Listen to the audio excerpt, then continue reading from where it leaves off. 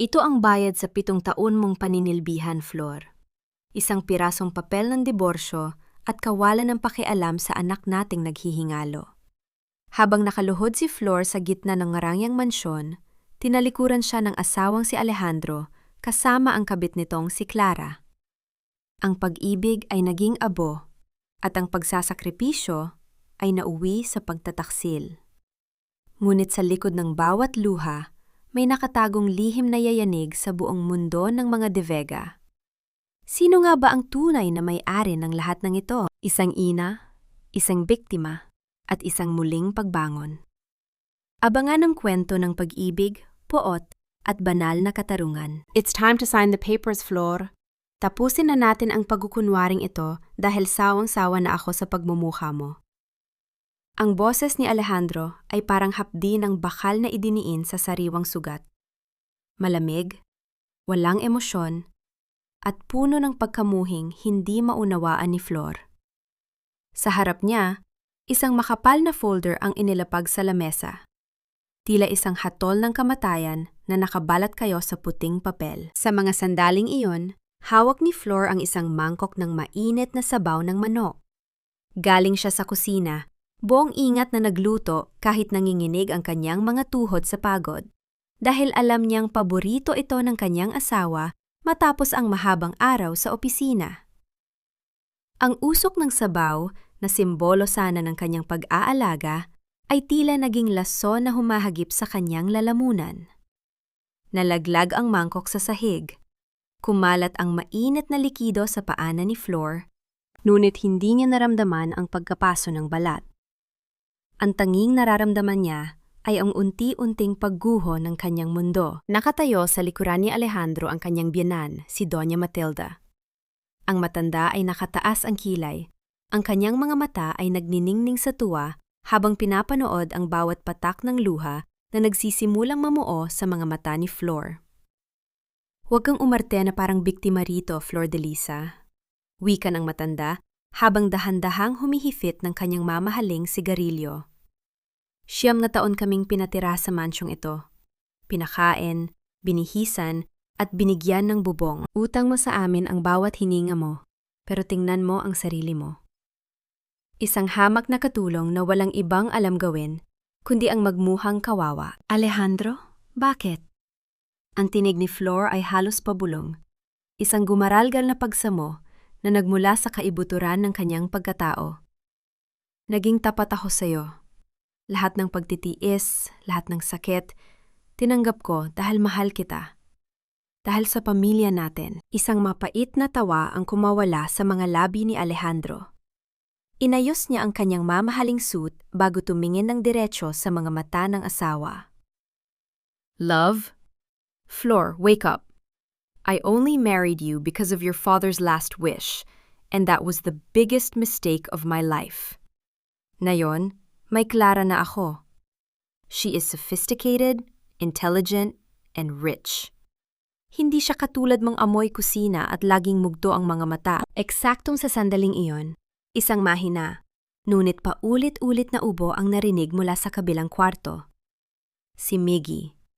Ang kanilang 7 taong gulang na anak na ilang araw nang nilalagnat at hindi makahinga ng maayos dahil sa lumalalang kondisyon ng kanyang puso. Bawat tunog ng ubo ng bata ay parang isang patalim na sumasaksak sa puso ni Flor. Alejandro, sige, lalayo ako kung yan ang gusto mo. Mabilis na sabi ni Flor habang hinahawakan ng braso ng asawa, hindi pinapansin ang pandidire sa mukha nito. Pero parang awa mo na ang anak natin. Kailangan ni Miggy na operasyon. Ang sabi ng doktor, hindi na pwedeng maghintay. Tulungan mo ang anak mo, pagkatapos nito, kahit saan mo ako itapon, tatanggapin ko. Padabog na inalis ni Alejandro ang kamay ni Flor. I told you, I am done spending money on a weakling. Anak mo siya, Flor. Ikaw ang bahala sa kanya. I will not waste a single centavo more on a child who will eventually just be a burden. Parang huminto ang tibok ng puso ni Flor. Ang mga salita ni Alejandro ay mas masakit pa sa anumang pisikal na saktan. Ang sariling ama, tinatalikuran ang sariling dugo at laman sa gitna ng panganib. Lumingon si Flor kay Doña Matilda. umaasang, kahit papaano, ay may natitira pang awa sa puso ng isang lola. Ngunit ang tanging nakita niya ay ang pag-irap nito. Ang mga mahihinang sanga ay dapat talagang pinuputol, Flor. Sayang lang ang pataba. Iimpake mo na ang mga gamit mo. Ngayon na. Naiwan si Flor na nakatayo sa gitna ng sala, sa gitna ng mga basag na porselana at talsik ng sabaw na niluto niya ng may pagmamahal. Ang kanyang mga kamay ay unt-unting humigpit sa kanyang dibdib. Sinusubukang pigilan ang pagsabog ng kanyang puso. Sa loob ng silid, patuloy ang ubo ni Miggy. Isang paalala ng kanyang kawalang kapangyarihan. Tumingin siya sa mga dokumento sa lamesa. Ang bawat letra ay tila naging mga uod na kumakain sa kanyang pag-asa. Ang mansyong ito na naging kulungan niya sa loob ng maraming taon ay tila bumubukas na upang iluwas siya sa dilim ng gabi kasama ang kanyang naghihingalong anak. Paano niya ililigtas si Miggy kung ang tanging taong inaasahan niya ay ang siya ring nagnanais na mawala siya? Saan siya pupunta? Sa gitna ng ulan na nagsisimula ng humampas sa mga bintana. Habang nakatitig sa kawalan, isang tanong ang paulit-ulit na umaalingaw-naw sa kanyang isipan. Ito na ba ang dulo ng kanyang sakripisyo? O ito pa lamang ang simula ng isang mas malupit na laban? Huwag mong hintayin kalad ka rin kayo ng mga security guards palabas ng gate floor. Isang basura ka na lamang sa paningin namin, kaya matuto kang lumugar. Ang tinig ni Doña Matilda ay parang hagupit ng latigo na bumaon sa pandinig ni Flor. Nakatayo ang matandang babae sa itaas ng hagdan, nakatingin sa ibaba ng may pandidire, habang sa likuran nito ay si Alejandro na abala sa pag-aayos ng kanyang mga gamit sa opisina, na tila ba ang kanyang asawa at anak ay mga lumang kagamitan lamang na kailangang itapon sa tambakan. Sa mga braso ni Flor, naramdaman niya ang matinding init ng balat ni Miggy. Ang bata ay halos hindi na makadilat. Ang bawat hininga nito ay puno ng hirap at tunog ng plemang nakabara sa dibdib. Sa kabilang kamay, hawak ni Flor ang isang maliit na bag na naglalaman ng iilang piraso ng damit at ang paboritong kumot ng bata. Ito na lamang ang natira sa 7 taon niyang pagsisilbi bilang asawa at ina sa loob ng mansyong iyon. Alejandro, parang awa mo na, hikbi ni Flor. Ang kanyang mga luha ay pumapatak sa noo ng kanyang anak. Kahit ako na lang ang palayasin mo, wag lang si Miggy. Malakas ang ulan, Alejandro. Mamamatay ang anak mo sa labas. Lumingon si Alejandro, ngunit walang bakas ng habag sa kanyang mga mata. You're being dramatic, Flor. May mga public hospital naman. Doon mo siya dalhin. Now leave. I have a meeting tomorrow and I don't want to hear your crying anymore. Ang malakas na tunog ng pagsasara ng malaking pintong kahoy ng mansyon ay umalingaw-ngaw sa buong paligid. Na tila, isang huling hatol na naghihiwalay kay Flor sa mundong kinagisnan niya. Sa labas, ang langit ay tila nakikiramay sa kanyang hinagbis. Ang malakas na buhos ng ulan ay agad na nagpabasa sa kanyang manipis na blusa at sa kumot na nakabalot kay Miggy. Nagsimimulang maglakad si Flor sa mahabang kalsada ng Forbes Park. Ang bawat hakbang niya ay mabigat, hindi lamang dahil sa karga niyang anak, kundi dahil sa bigat ng kawalang pag-asa na tila lumulunod sa kanya. Ang mga maranyang bahay sa kanyang paligid, na may mga naglalakihang gate at nagkikinangang mga ilaw, ay tila mga bantay na walang pakiramdam sa kanyang paghihirap. Kinuha niya ang kanyang lumang cellphone mula sa bulsa. Nanginginig ang mga daliri habang sinusubukang tawagan ang isang malayong kamag-anak. Hello? Tia? Si Flor po ito. Opo, pinalayas po kami ni Alejandro. Baka po pwedeng makituloy muna kami kahit isang gabi lang. May sakit po si Miggy. Naku, Flor! Alam mo namang masama ang loob sa amin ni Doña Matilda? Ayaw naming madamay sa gulo nyo. Pasensya na. Ang malamig na sagot sa kabilang linya bago ito tuluyang naputol. Napatigil si Flor sa ilalim ng isang puno, pilit na pinoprotektahan si Miggy mula sa lamig ng hangin. Napansin niyang ang hininga ng bata ay unti-unti nang bumabagal. Ang takot na nararamdaman niya ay higit pa sa takot sa dilim o sa bagyo. Ito ang takot ng isang ina na nakikita ang kanyang buhay na unti-unting kumakawala sa kanyang mga bisig. Anak, huwag kang bibitiw. Lalaban tayo, Miggy. Naririnig mo si Mama? Lalaban tayo. Bulong niya, kahit na ang sarili niyang boses ay nalulunod na sa ingay ng kulog at patak ng ulan. Sa gitna ng kanyang paglalakad, isang pares ng maliwanag na ilaw, wala sa isang sasakyan, ang dahan-dahang lumapit sa kanya. Tumigil ang isang itim na luxury sedan sa kanyang tabi. Nabuhayan ng loob si Flor. Iniisip na baka nagbago ang isip ni Alejandro at sinundan sila. Ngunit nang bumaba ang salamin ng bintana, hindi ang mukha ng kanyang asawa ang tumambad sa kanya. Isang matandang lalaki na may seryosong muka, ngunit may mga matang puno ng pagmamalasakit ang tumingin sa kanya. Senyorita Flor de Lisa, kanina pa namin kayo hinahanap. Napaatras si Flor, ang kanyang puso ay mabilis na tumitibok. Sa loob ng 7 taon, walang tumawag sa kanya ng senyorita. Siya ay si Flor lamang, ang katulong nga asawa, ang alila sa loob ng sariling tahanan. Sino po kayo? Paano niyo nalaman ang pangalan ko? Bumaba ang lalaki mula sa sasakyan. May hawak na payong at mabilis na lumapit upang silungan siya at ang kanyang anak. Ako si Attorney Antonio Salvador. Ako ang huling katiwala ng iyong ama bago siya pumanaw. Matagal na kitang hinahanap, Flor. Marami tayong dapat pag-usapan, ngunit sa ngayon, kailangang madala ang batang yan sa ospital. Sa gitna ng panghinginig, tumingin si Flor sa lalaki. Ang kanyang isipan ay puno ng katanungan. Ano ang kinalaman ng kanyang ama sa lalaking ito? At bakit na yun lang siya nahanap?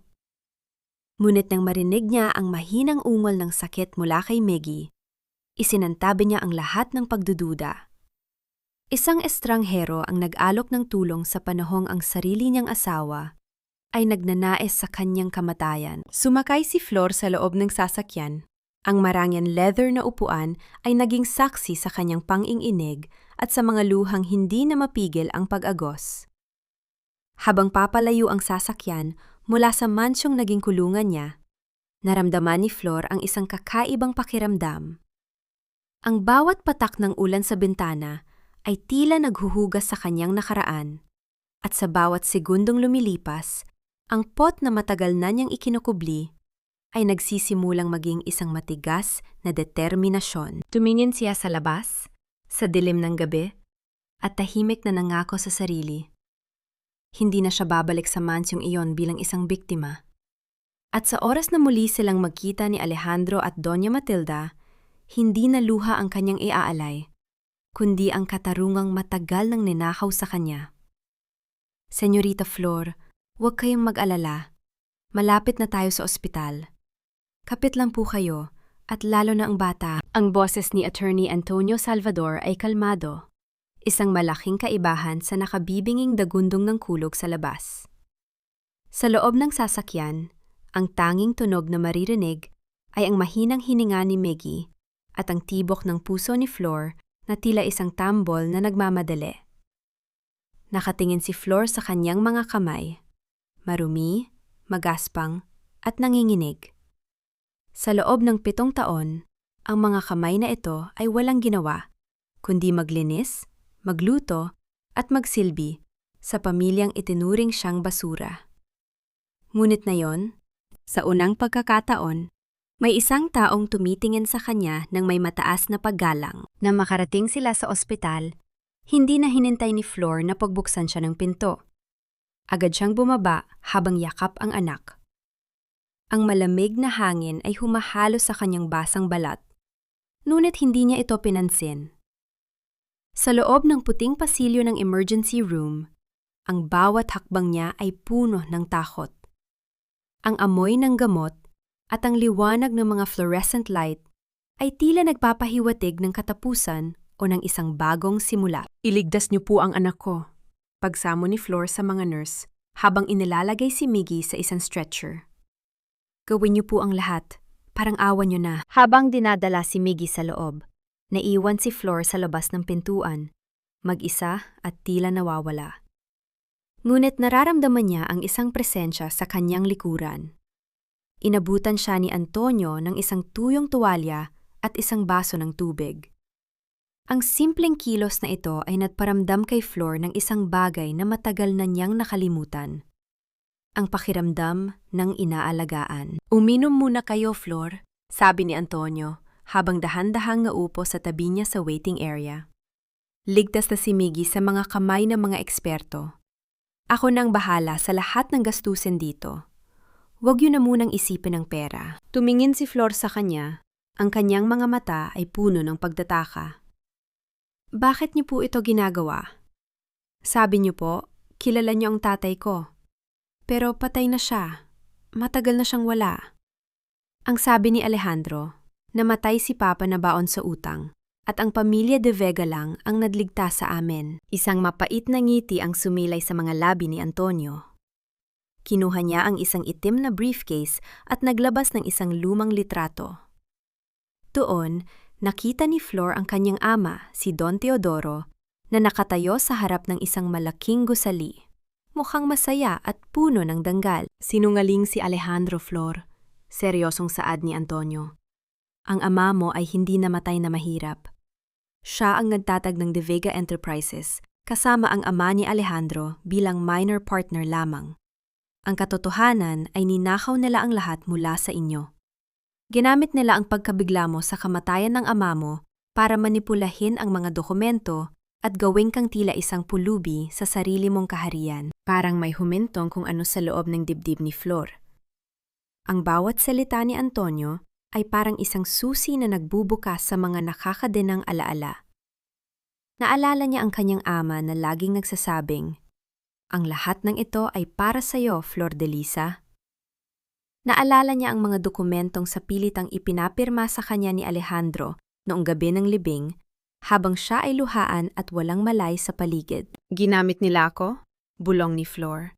Ang kanyang boses ay puno ng pait. "Ginawa nilang impyerno ang buhay ko habang nagpapakasasa sila sa yaman ni Papa." "Higit pa riyan, Flor," dagdag ni Antonio, habang may inilalabas na isa pang papel, isang kopya ng tunay na testamento. "Hindi lang yaman ang kinuha nila. Kinuha nila ang dangal mo. Pero narito ako, dahil iyon ang huling habilin ng ama mo sa akin bago siya pumanaw. Sabi niya, 'Antonio, protektahan mo ang bulaklak ko.' 7 taon kitang hinanap, Flor. 7 taon akong nakipaglaban sa mga peking dokumento ng mga De Vega upang mahanap ang katotohanan." Napahawak si Flor sa kanyang mukha. Ang mga hikbi na kanina pa niya pinipigilan ay tuluyan ng kumawala. Hindi ito luha ng kahinaan, kundi luha ng isang pusong na lamang siya ay niloko ng mga taong pinagkatiwalaan niya ng kanyang buhay at pag-ibig. Ang pag-ibig niya kay Alejandro ay naging isang madilim na biro, isang bitag na sadyang inihanda para sa kanya. "Ano pong kailangan kong gawin?" tanong ni Flor habang pinapahid ang kanyang mga luha. Ang kanyang mga mata ay nagsisimulang magkaroon ng isang kakaibang liwanag. Ang liwanag ng paghihigante. "Sa ngayon, magpalakas ka," sagot ni Antonio. "Kailangan nating ipakita sa kanila na ang babaeng itinuring nilang katulong ay ang tunay na reyna na may hawak ng kanilang kapalaran. Pero kailangan nating maging matalino. Hahayaan nating isipin nilang panalo sila hanggang sa dumating ang araw na wala na silang matatakbuhan." Tumaya si Antonio at inyabot kay Flor ang isang gintong susi. Yan ang susi sa isang lihim na safe sa opisina ni Don Teodoro na hindi kailanman nahanap ng mga De Vega. Naroon ang huling alas natin. Tinitigan ni Flor ang susi sa kanyang palad. Malamig ito, ngunit nagbibigay ng init sa kanyang determinasyon. Sa malayo, narinig niya ang boses ng doktor na tinatawag ang kanyang pangalan upang ibalita ang kalagayan ni Miggy. Tumayo siya, hindi na bilang ang basang babae na pinalayas sa ulan, kundi bilang isang ina na handang sunugin ang mundo para sa kanyang anak at para sa katarungan. Habang naglalakad siya patungo sa doktor, naramdaman niya ang bigat ng kanyang nakaraan na unti-unting napapalitan ng bigat ng responsibilidad. Isang lihim ang nakabaon sa ilalim ng mansyon ng mga De Vega. At si Flor de Lisa lamang ang may kapangyarihang maghukay nito. Hindi lang pera ang ninakaw nila sa iyo, Flor. Ninakaw nila ang pagkakataong makita ang huling ngiti ng iyong ama bago siya tuluyang nawala. Ang mga salitang iyon ni Attorney Antonio ay parang isang malamig na tubig na ibinuhos sa nag-aalab na put sa dibdib ni Flor. Nakaupo sila sa loob ng isang maliit at lumang opisina sa dulo ng isang tahimik na kalsada sa Maynila. Malayo ito sa kintab ng Forbes Park. Malayo sa karangyaan ng mga De Vega. Ngunit dito, nararamdaman ni Flor ang isang uri ng kaligtasan na hindi niya naramdaman sa loob ng 7 taon. Si Miggy ay mahimbing nang natutulog sa kabilang silid matapos ang unang gamutan. Ang kanyang hininga ay mas maayos na kaysa kanina. Inilapag ni Antonio ang isang makapal at lumang folder sa harap ni Flor. Ang mga papel sa loob ay dilaw na sa kalumaan, ngunit ang mga pirma rito ay malinaw pa rin. Noong gabi, bago mamatay si Don Teodoro, tinawagan niya ako. Takot siya, Flor. Sabi niya, may napansin siyang anomalaya sa mga account ng kumpanya. May mga perang nawawala na napupunta sa personal na bank account ni Severino De Vega, ang ama ni Alejandro. Naninginig ang mga kamay ni Flor habang binubuklat ang mga dokumento. Nakita niya ang mga graph, ang mga pirma, at ang mga halaga ng pera na hindi niya kayang basahin ng diretsyo. Attorney, sabi ni Alejandro, sabi niya ay nalugi si Papa, kaya sinalo kami ng pamilya nila. Akala ko, trinato nila ako bilang asawa dahil sa utang na loob. Iyon ang pinakamalaking kasinungalingan nila. Madiing saad ni Antonio habang itinituro ang isang dokumento. Tingnan mo ito. Ito ang huling testamento ng ama mo. Isang linggo bago siya mamatay, inilipat niya ang lahat ng kanyang share sa pangalan mo. Ikaw ang may-ari ng 80% ng kumpanya. Ngunit ang ipinakita sa iyong dokumento noong gabi ng libing ay peke. Ginamit nila ang iyong kahinaan, ang iyong pagdadalamhati, upang nakawin ang iyong pirma. Napahilig si Flor sa sandalan ng upuan. Ang kanyang paningin ay nagdilim. Naalala niya ang gabing iyon, ang ulan, ang puting bulaklak, at si Alejandro na nakayakap sa kanya habang ibinibigay ang mga papel. Sign this, Flor. This is to protect your father's legacy. Ang bulong nito sa kanyang pandinig. Ang boses na iyon na akala niya ay puno ng pagmamahal, ay puno pala ng panlilinlang. Attorney, si Papa, paano siya namatay? Tanong ni Flor, ang kanyang boses ay puno ng pait. Sandaling tumahimik si Antonio bago sumagot. Atake sa puso ang nakalagay sa death certificate. Pero bago mangyari iyon, nagkaroon sila ng matinding pagtatalo ni Severino. Pinagbantaan siya ni Severino. Ang stress, ang pagtataksil ng matalik niyang kaibigan, iyon ang pumatay sa kanya. At nang mawala siya, ikaw na lang ang natirang balakid sa kanilang plano. Kaya kinuha ka ni Alejandro bilang asawa, hindi dahil mahal ka niya, kundi dahil kailangan kanyang kontrolin upang hindi mo kailanman mahanap ang katotohanan. Isang mapait na tawa ang kumawala sa mga labi ni Flor. Ang 7 taon ng kanyang buhay ay naging isang malaking dula-dulaan. Ang bawat halik ni Alejandro, ang bawat haplos nito, ay may kaakibat na presyo. Isang presyong binayaran niya ng kanyang dangal, ng kanyang pawis, at ng kanyang kaluluwa. Ginawa nilang impyerno ang buhay ko sa loob ng bahay na ako naman ang tunay na may-ari. Bulong ni Flor habang hinihimas ang isang lumang fountain pen na pag-aari ng kanyang ama. Ito ang golden moment na matagal na niyang hinahanap. Ang pakiramdam na ang kanyang ama ay naroon pa rin. Gabay ang kanyang bawat hakbang. Trinato nila akong katulong. Pinagmukha nilang wala akong kwenta. Pero ngayon, alam mo na ang totoo, Flor. Sabi ni Antonio. Ang kanyang boses ay puno ng otoridad. Ang tanong ay, ano ang gagawin mo? Pwede nating ihabla ang mga De Vega, pero matatagalan yon. Marami silang pera para bayaran ang hustisya. Tumayo si Flor. Ang kanyang likod ay tuwid na tuwid. Ang kanyang mga mata ay hindi namugto sa luha, kundi nag-aapoy sa determinasyon. Hindi, attorney.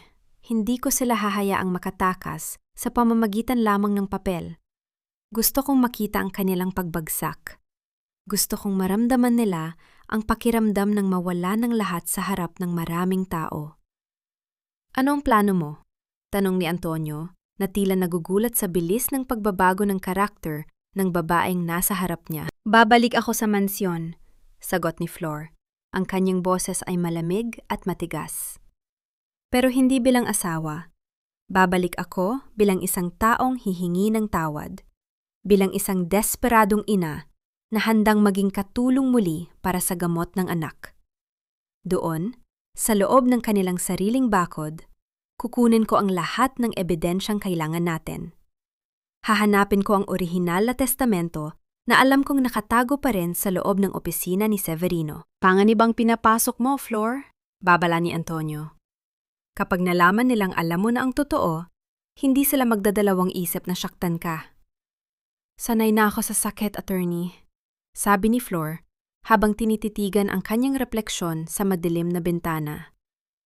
Pero sa pagkakataong ito, sisiguraduhin kong sila ang iiyak ng dugo. Habang naghahanda si Flor para sa kanyang pagbabalik sa kuta ng kaaway, isang maliit na detalye ang naalala niya mula sa mga dokumento. Isang pangalan na paulit-ulit na binanggit ng kanyang ama sa kanyang diary. Ang lihim na silid. Hindi yon silid sa mansyon, kundi isang metaphor para sa isang lugar na tanging silang dalawa lang ang nakakaalam. Paano niya mahahanap ang silid na iyon nang hindi nahahalata ni na Doña Matilda at Clara? At sino ang misteryosong tao na laging kausap ni Alejandro sa telepono tuwing hating gabi, na tinatawag nitong boss? Habang lumalalim ang gabi, isang bagong flor de lisa ang isinilang. Isang flor na may tinik, isang flor na handang pumatay sa kanyang sariling damdamin upang mabuhay ang katarungan. Tumingin siya sa natutulog na si Miggy at dahan-dahang hinaplos ang pisini nito. Para sa iyo ito, anak. Para sa atin. Anong ginagawa ng basurang ito sa harap ng gate ko?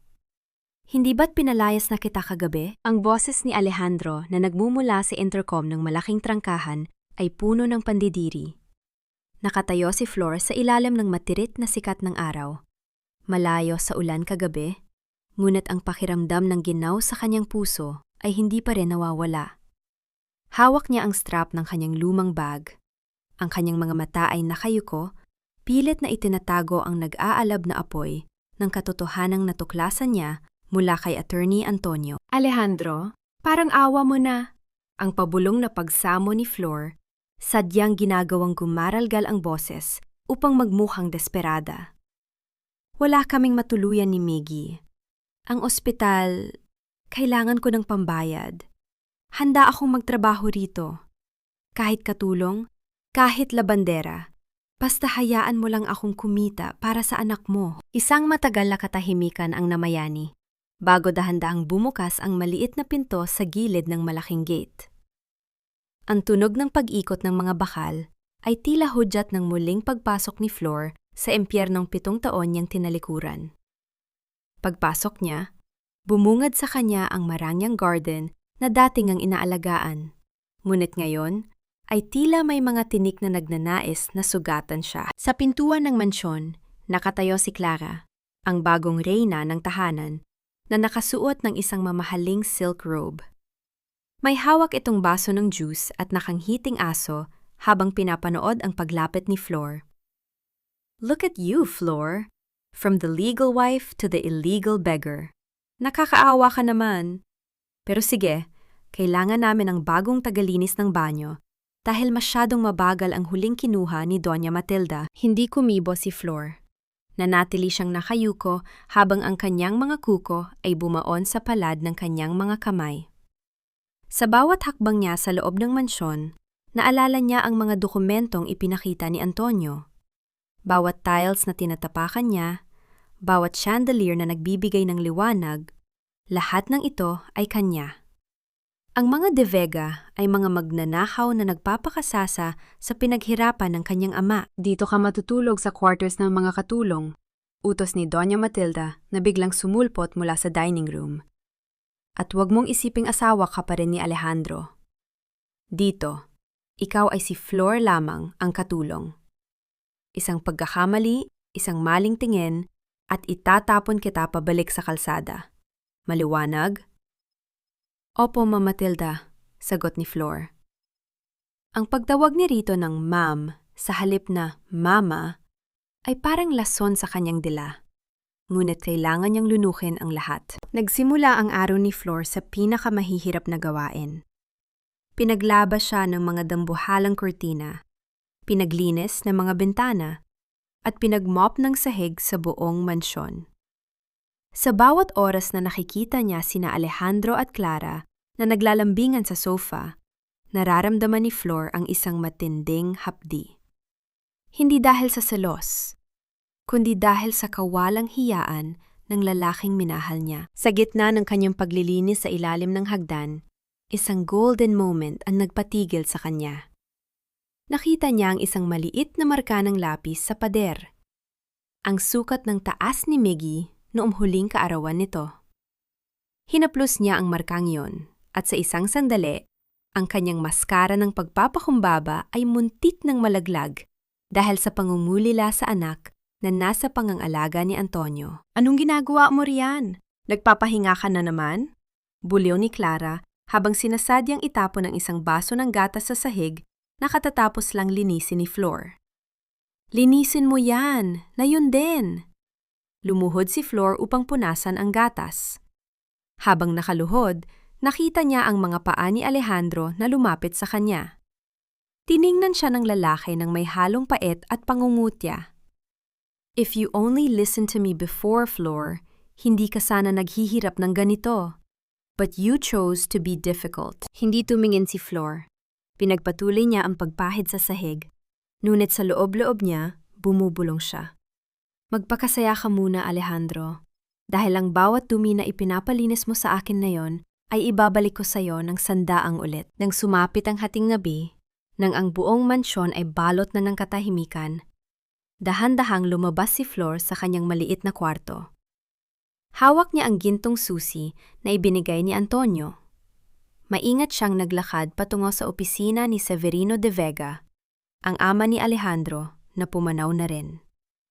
Alam niyang doon nakatago ang mga lihim na hindi kailanman binuksan ng mga de Vega. Sa tapat ng pintuan ng opisina, nanginginig ang kanyang kamay. Alam niyang kapag nahuli siya rito, wala nang paraan upang makatakas. Isinusi niya ang pinto. Isang mahina at tuyot na tunog ng pag-ikot ng lock ang narinig. Hindi isang lagutok, kundi isang dahan-dahang pagpaparaya ng pinto. Pumasok siya sa loob. Ang amoy ng lumang papel at tabako ay sumalubong sa kanya.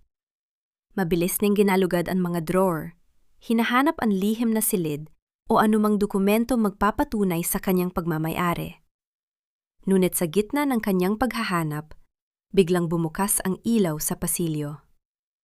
Nakita ni Flor ang anino ng isang tao na papasok sa silid. Ang tunog ng mga yabag ay mabigat at pamilyar. Si Alejandro. Mabilis na nagtago si Flor sa likod ng isang malaking velvet na kurtina. Pigil ang kanyang hininga, tinig na dinig niya ang sariling tibok ng puso. Pumasok si Alejandro. May kausap sa telepono. Yes, boss. Everything is under control, sabi ni Alejandro sa mahinang boses. Ang babaeng yun? Narito na siya. Nagtatrabaho bilang katulong. Hindi niya alam na ginagamit ko lang siya para mahanap ang huling piraso ng dokumento ni Teodoro. Kapag nakuha ko na ang kailangan ko, hinding-hindi na siya makikita pa kahit kailan. Venlaki ang mga mata ni Flor. Hindi lang pala siya ang may plano. Si Alejandro ay may mas madilim na balak para sa kanya. Sino ang tinatawag nitong boss?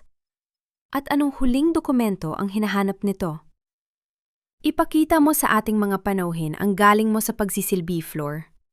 Siguraduhin mong kasing linis ng konsensya mo ang mga platong ilalatag mo, kahit alam nating lahat na marumi ang pinagmulan mo. Ang boses ni Doña Matilda ay parang malapot na lason na ibinubuhos sa gitna ng hapagkainan.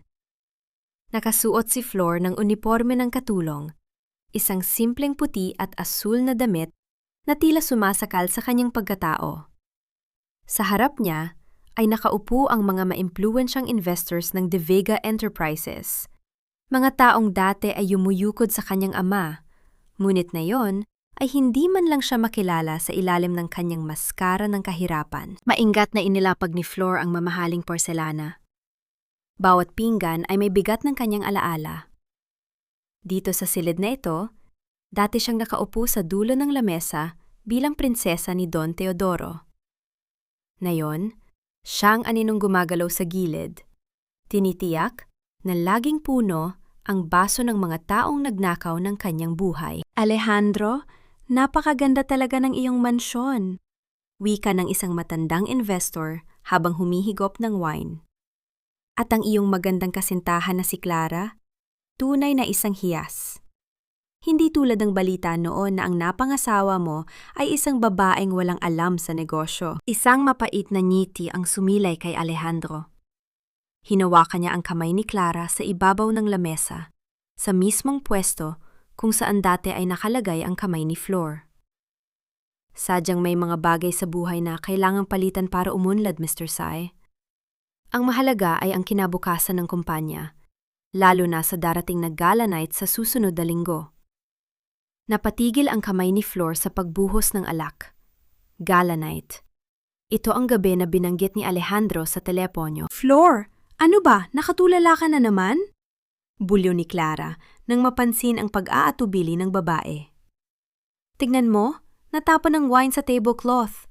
Napaka-clumsy mo talaga. Agad na kumuha ng basahan si Flor at lumuhod sa gilid ng mesa upang punasan ng mansa. Sa ilalim ng lamesa, naramdaman niya ang sadyang pag-apak ni Doña Matilda sa kanyang mga daliri gamit ang matutulis nitong heels. Napakagatlabi si Flor, pinipigil ang anumang tunog ng sakit. Ang hapdi ng kanyang laman ay walang-wala kumpara sa hapdi ng kanyang dangal na niyayurakan sa harap ng maraming tao. Pasensya na po, Ma'am Clara, pabulong na sabi ni Flor habang dahan-dahang inaalis ang kanyang kamay sa ilalim ng sapatos ng matanda. Nang bumalik si Flor sa kusina upang kumuha ng dessert, doon niya naabutan si Clara na tila hinihintay siya. Isinara ng huli ang pinto at humarap kay Flor ng may matatalim na mata. Akala mo ba hindi ko alam ang ginagawa mo? Sutsot ni Clara. Ang kanyang boses ay puno ng pananakot. Huwag mong isiping, makakakuha ka ng simpatya ni Alejandro sa pagiging martir mo rito. Alam namin ang tungkol sa mga dokumentong hinahanap mo. Pero huli na ang lahat, Flor. Pagkatapos ng gala night, ang De Vega Enterprises ay tuluyan ng mapupunta sa amin. At ikaw ay maglalaho na parang bula. Isang malamig na nyinig ang dumaan sa likod ni Flor. Ngunit sa halip na matakot, tiningnan niya ng diretso si Clara. Ito ang unang pagkakataon na hindi siya yumuko. Ang kumpanyang binabanggit mo, Clara, ay itinayo sa dugo at pawis ng ama ko. Ang dugong iyon ay hindi basta-basta nabubura ng kahit anong pirma. Isang malakas na sampal ang dumapo sa pisingi ni Flor. Ang tunog ng palad na tumama sa balat ay umalingaw-ngaw sa tahimik na kusina. Napalingon ang ulo ni Flor sa lakas ng tama, ngunit nanatili siyang nakatayo. Matapang ka na ngayon? Hamon ni Clara. Tingnan natin kung hanggang saan ang tapang mo kapag nalaman mong ang anak mo ay nasa panganib din. Lanlaki ang mga mata ni Flor. Ang kanyang puso ay tila hinigpitan ng isang kamaong bakal. Anong kinalaman ni Miggy dito? Huwag niyo siyang idadamay. Oh, Flor, everything is connected. Nakangiting sagot ni Clara bago lumabas ng kusina, iniwan si Flor na nanginginig sa galit at takot. Mabilis na tinapos ni Flor ang kanyang mga gawain. Nang magpahinga na ang lahat, muli siyang nagtungo sa basurahan sa likod ng mansyon. Doon sa lugar kung saan itinatapon ni Alejandro ang mga hindi mahalagang papel. Sa ilalim ng madilim na langit, kinalungkat niya ang mga selyadong plastic bag. Doon, sa gitna ng mga tira-tirang pagkain at mga punit na dokumento, may nahanap siyang isang maliit na piraso ng papel na hindi gaanong nadurog. Isang sulat kamay na note. The transfer will happen at the gala, 10 p.m. Make sure the original owner is out of the picture. J.S. Sino si J.S.? At bakit pamilyar ang mga inisyal na ito sa kanyang alaala? Biglang naalala ni Flor ang isang pangalan mula sa nakaraan ng kanyang ama. Ang tanging tao na pinagkatiwalaan ni Don Teodoro bukod kay Antonio. Isang taong akala niya ay matagal nang patay. Sa gitna ng kanyang pag-iisip, naramdaman ni Flor na may nakatingin sa kanya mula sa itaas ng bintana ng mansyon. Tumingala siya at nakita ang anino ni Alejandro na nakatayo sa dilim, pinagmamasdan ang bawat kilos niya. Ang liwanag mula sa kanyang sigarilyo ay tila isang pulang mata na nagbabantay sa kakahuyan. Hindi na siya ligtas. Ang bawat segundong pananatili niya rito ay paglalakad sa gilid ng isang bangin. Ngunit paano siya aalis kung ang ebidensyang kailangan niya ay narito pa rin sa loob? At paano niya mapoprotektahan si Miggy kung ang mga kaaway niya ay may mga mata kahit sa labas ng mansyong ito? Isang desisyon ang kailangang gawin ni Flor. Isang desisyon na maaring magligtas sa kanya o maging mitsa ng kanyang huling hininga. Walang mas masakit sa isang ina kasaang marinig na ang kanyang anak ay ginagamit na pin sa isang laro, kung saan ang taya ay kamatayan. Ang bawat tibok ng puso ni Flor sa gabing iyon ay tila isang babala, isang mabilis na pag-agos ng dugo na puno ng takot at pag-aalinlangan. Sa loob ng maliit at madilim na kwarto ng mga katulong, nakaupo si Flor sa gilid ng kanyang manipis na higaan. Yakap ang kanyang sariling mga binti, habang pilit na pinatitigil ang panginginig ng kanyang katawan. Sa kanyang isipan, paulit-ulit na naglalaro ang mukha ni Clara at ang malamig na titig ni Alejandro mula sa bintana. Alam na nila. Alam nilang hindi lang siya basta nagmakaawa para sa trabaho, ngunit hanggang saan ang alam nila. At sino ang boss na tinutukoy ni Alejandro? Ang note na may inisyal na JS ay tila isang lason na unti-unting kumakalat sa kanyang sistema, nagdadala ng mga alaala ng kanyang pagkabata na pilit na ibinabaon ng panahon. Isang mahinang katok sa pinto ang nagpabalik sa kanyang diwa. Agad na nagpunas ng luha si Flor at inayos ang kanyang sarili. Bumukas ang pinto at iniluwa nito si Aling Nena, ang matandang kusinera na halos 3 dekada na sa serbisyo ng mga De Vega. May dala itong isang maliit na tasang puno ng mainit na tsaa at isang pirasong tinapay. "Flor, iha, kumain ka muna," mahinang sabi ni Aling Nena habang nauupo sa tabi niya. Ang kanyang mga mata ay puno ng pagmamalasakit na matagal nang hindi nararanasan ni Flor sa loob ng mansyong iyon. "Nakita kong nangyari sa kusina kanina. Pasensya ka na sa ugali ni Clara. Alam mo naman, ang mga taong biglang yaman ay madalas nakakalimutan ang pinanggalingan." Salamat po, Aling Nena. Sagot ni Flor, ramdam ang init ng tsaa sa kanyang palad. "Bakit niyo po ito ginagawa? Baka makita kayo ni Doña Matilda at madamay pa kayo." Hinawakan ni Aling Nena ang kamay ni Flor. Ang kanyang mga daliri ay magaspang, ngunit puno ng init. "Kilala ko ang ama mo, Flor. Si Don Teodoro ay isang mabuting tao. Siya ang tumulong sa pamilya ko noong mamatay ang asawa ko. Alam ko kung sino ka talaga, Iya. Hindi ka dapat narito sa kwartong ito. Hindi ka dapat nakasuot ng unipormeng yan." Ito ang golden moment ni Flor, ang sandali ng pagkilala sa gitna ng kanyang pagkakaubos. Ang mapagtantong sa kabila ng lahat ng kasinungalingan ng mga De Vega, may mga taong nakakaalam pa rin ng katotohanan. "Aling Nena, may itatanong po ako. Naalala niyo po ba ang pangalang Julian Silverio?" Napaatras ng bahagya ang matanda. Ang kanyang muka ay namutla sa ilalim ng malamig na liwanag ng bumbilya. "Julian? Siya ang dating abogado at katuwang ni Don Teodoro. Pero balita ko ay matagal na siyang nawala matapos ang isang malaking iskandalo sa kumpanya. Bakit mo siya naitatanong?" May nakita po akong note, Aling Nena. JS ang nakalagay. Mukhang siya ang kausap ni Alejandro. Bulong ni Flor. Gusto nilang ituloy ang transfer ng lahat ng ari-arian sa Gala Night. At ang sabi nila, Kailangan akong mawala sa eksena. Napahawak sa kanyang dibdib ang matanda. Diyos ko, Flor, mapanganib ang mga taong yan. Si Julian ay kilala sa pagiging madulas at tuso. Kung siya nga ang nasa likod ni Alejandro, hindi sila titigil hanggat hindi nila nakukuha ang lahat. Bago pa makasagot si Flor, isang malakas na yabag ang narinig sa labas ng pasilyo. Mabilis na tumayo si Aling Nena at lumabas, iniwan ang tsaa sa lamesa. Ilang sandali pa, pumasok si Alejandro. Wala na itong suot na suit, tanging puting polo na nakabukas ang unang 2 butones. Ngunit ang kanyang presensya ay nananatiling kasing bigat ng isang dambuhala. Ang aga mo namang matulog, Flor. Hindi ba't marami ka pang dapat linisin sa study room? Malamig na tanong ni Alejandro habang nakasandal sa hamba ng pinto. Tapos na po ang mga gawain ko, Alejandro. Sagot ni Flor nang hindi tumitingin. Gusto ko na sanang magpahinga para maaga akong makagising bukas. Dahan-dahang lumapit si Alejandro. Ang amoy ng alak at sigarilyo ay humahalo sa hangin. Hinawakan niya ang baba ni Flor at pilit na iniharap ito sa kanya. Alam mo, Flor, minsan iniisip ko kung bakit ka pa bumalik. You could have just stayed in the streets and disappeared. Pero pinili mong pumasok muli sa buhay ko. Is it because you still love me? O dahil may iba kang pakay? Nandito ako para kay Miggy, madiing sagot ni Flor, pilit na hindi nagpapakita ng takot.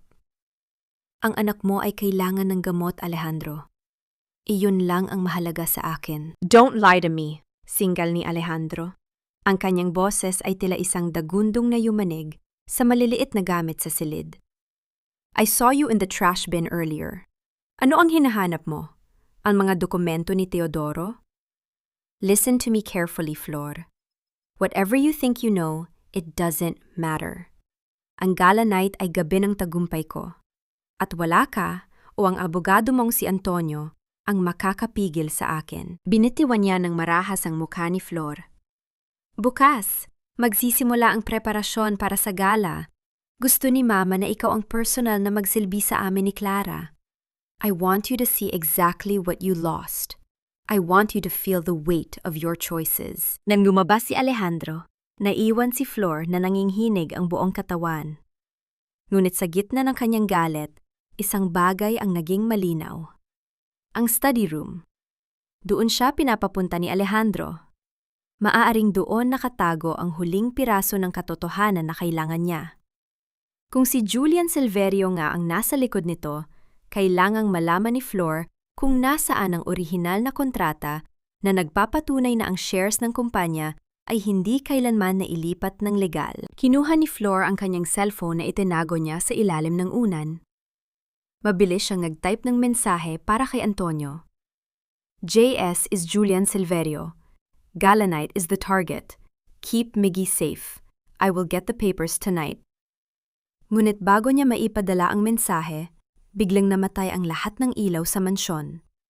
Ang kadiliman ay tila isang kumot na bumalot sa kanya. Kasunod ang tunog ng isang susi na umiikot sa labas ng kanyang pinto. Sinubukan niyang buksan ang pinto.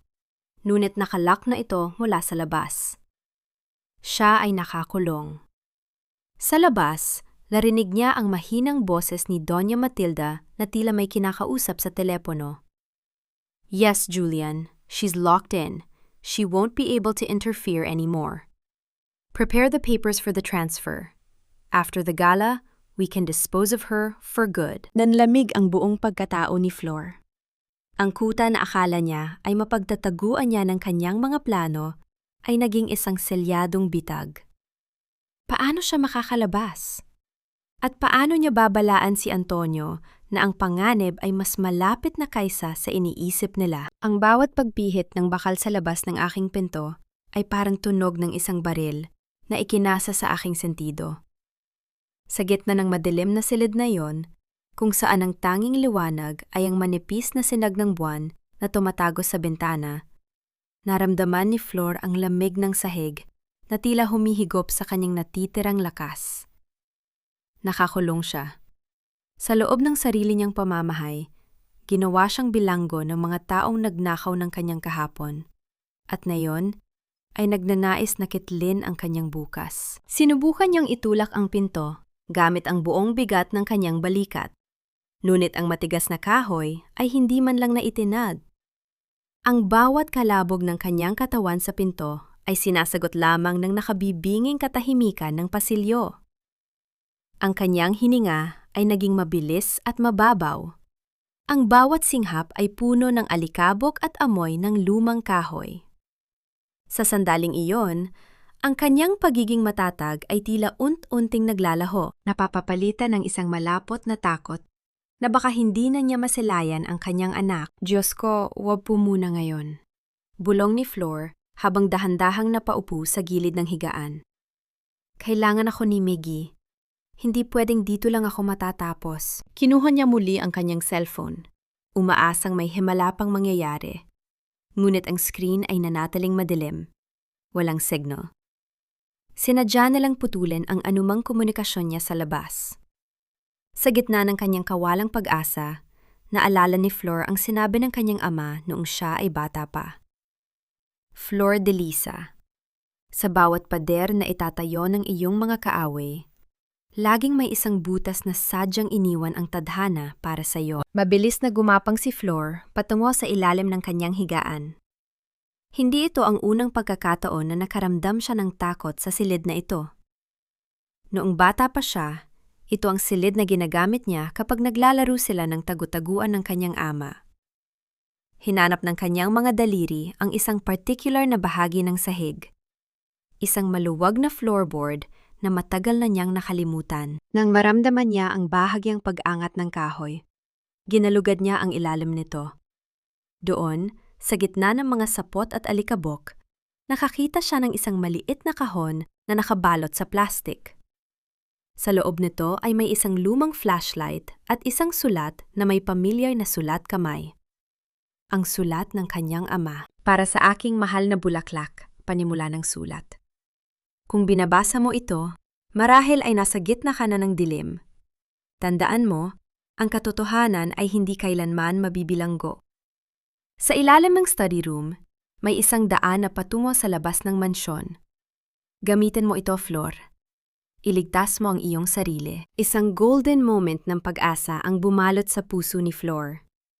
Ang kanyang ama ay tila naroon, hawak ang kanyang kamay sa gitna ng kadiliman. Ngunit bago pa man siya makakilos, narinig niya ang mahinang pag-uusap sa labas ng pinto. Siguraduhin mong hindi siya makakalabas dyan, Alejandro. Sabi ng boses ni Clara na tila may halong pait at katuwaan. I've already contacted Julian. He said the assets are ready for the final signature tomorrow night at the gala. Once the documents are notarized, Flor can be dealt with permanently. We can say she went crazy and ran away. I know, Clara. Stop reminding me, sagot ni Alejandro. Ang kanyang boses ay tila napapagod, ngunit nananatiling malamig. Just make sure the sedative is in her food tomorrow. I don't want any scenes during the party. Nagtago si Flor sa likod ng kortina nang marinig niya ang pagbukas ng maliit na slot sa ilalim ng pinto. Ang lagusan para sa pagkain. Isang tray ang itinulak papasok, ngunit hindi ito ginalaw ni Flor. Alam niyang bawat subo mula sa kamay ng mga De Vega ay maaring maging huling pagkain niya. Lumipas ang mga oras na tila mga taon. Nang masiguro ni Flor na wala na ang mga yabag sa labas, sinimula niyang gamitin ang flashlight. Hinanap niya ang butas sa pader na binanggit ng kanyang ama. Sa likod ng isang lumang cabinet na halos hindi na naigagalaw, nakakita siya ng isang maliit na pintuan na gawa sa bakal. Isang laundry chute na matagal na palang hindi ginagamit, ngunit sapat ang laki para sa isang payat na babaeng katulad niya. Gamit ang kanyang natitirang lakas, dahan-dahang ipinasok ni Flor ang kanyang sarili sa makatid na lagusan. Ang lamig ng bakal ay gumuhit sa kanyang balat, at ang amoy ng luma at amag na tila ay sumakal sa kanyang ilong, ngunit hindi siya tumigil. Nadulas siya pababa. Ang bawat bahagi ng kanyang katawan ay tumatama sa mga kanto ng bakal. Ngunit tiniis niya ang sakit. Nang makarating siya sa dulo, bumagsak siya sa isang bunton ng mga lumang basahan sa loob ng storage room sa basement. Mabilis siyang tumayo, inayos ang sarili, at lumabas sa isang maliit na bintana na patungo sa likod ng garden. Sa labas, ang ulan ay muling nagsimulang pumatak. Habang tumatakbo siya patungo sa gate, kinuha niya ang kanyang cellphone at laking gulat niya nang makita ang isang mensahe na kalalabas lang dahil sa pagkakaroon ng mahinang signal sa labas. Mula ito kay Antonio. Flor, run! They found out where Miggy is. Julian's men are heading to the safe house right now. I'm trying to get there, but my tires were slashed. Be careful. Nanigas ang buong katawan ni Flor sa gitna ng ulan. Ang kanyang puso ay tila sasabog sa tindi ng kaba. Hindi lang pala siya ang target. Ang kanyang anak ay nasa panganib din. Habang nakatingin siya sa madilim na kalsada, nakita niya ang mga ilaw ng isang sasakyan na mabilis na papasok sa subdivision. Sino ang mga ito? Ang mga tauhan ba ni Julian? O si Alejandro na nakatuklas na ng kanyang pagtakas? Sa bawat segundong lumilipas, ang buhay ni Miggy ay unti-unting nauubos. Wala siyang sasakyan, wala siyang sandata. Tanging ang galit at pagmamahal ng isang ina ang kanyang baon.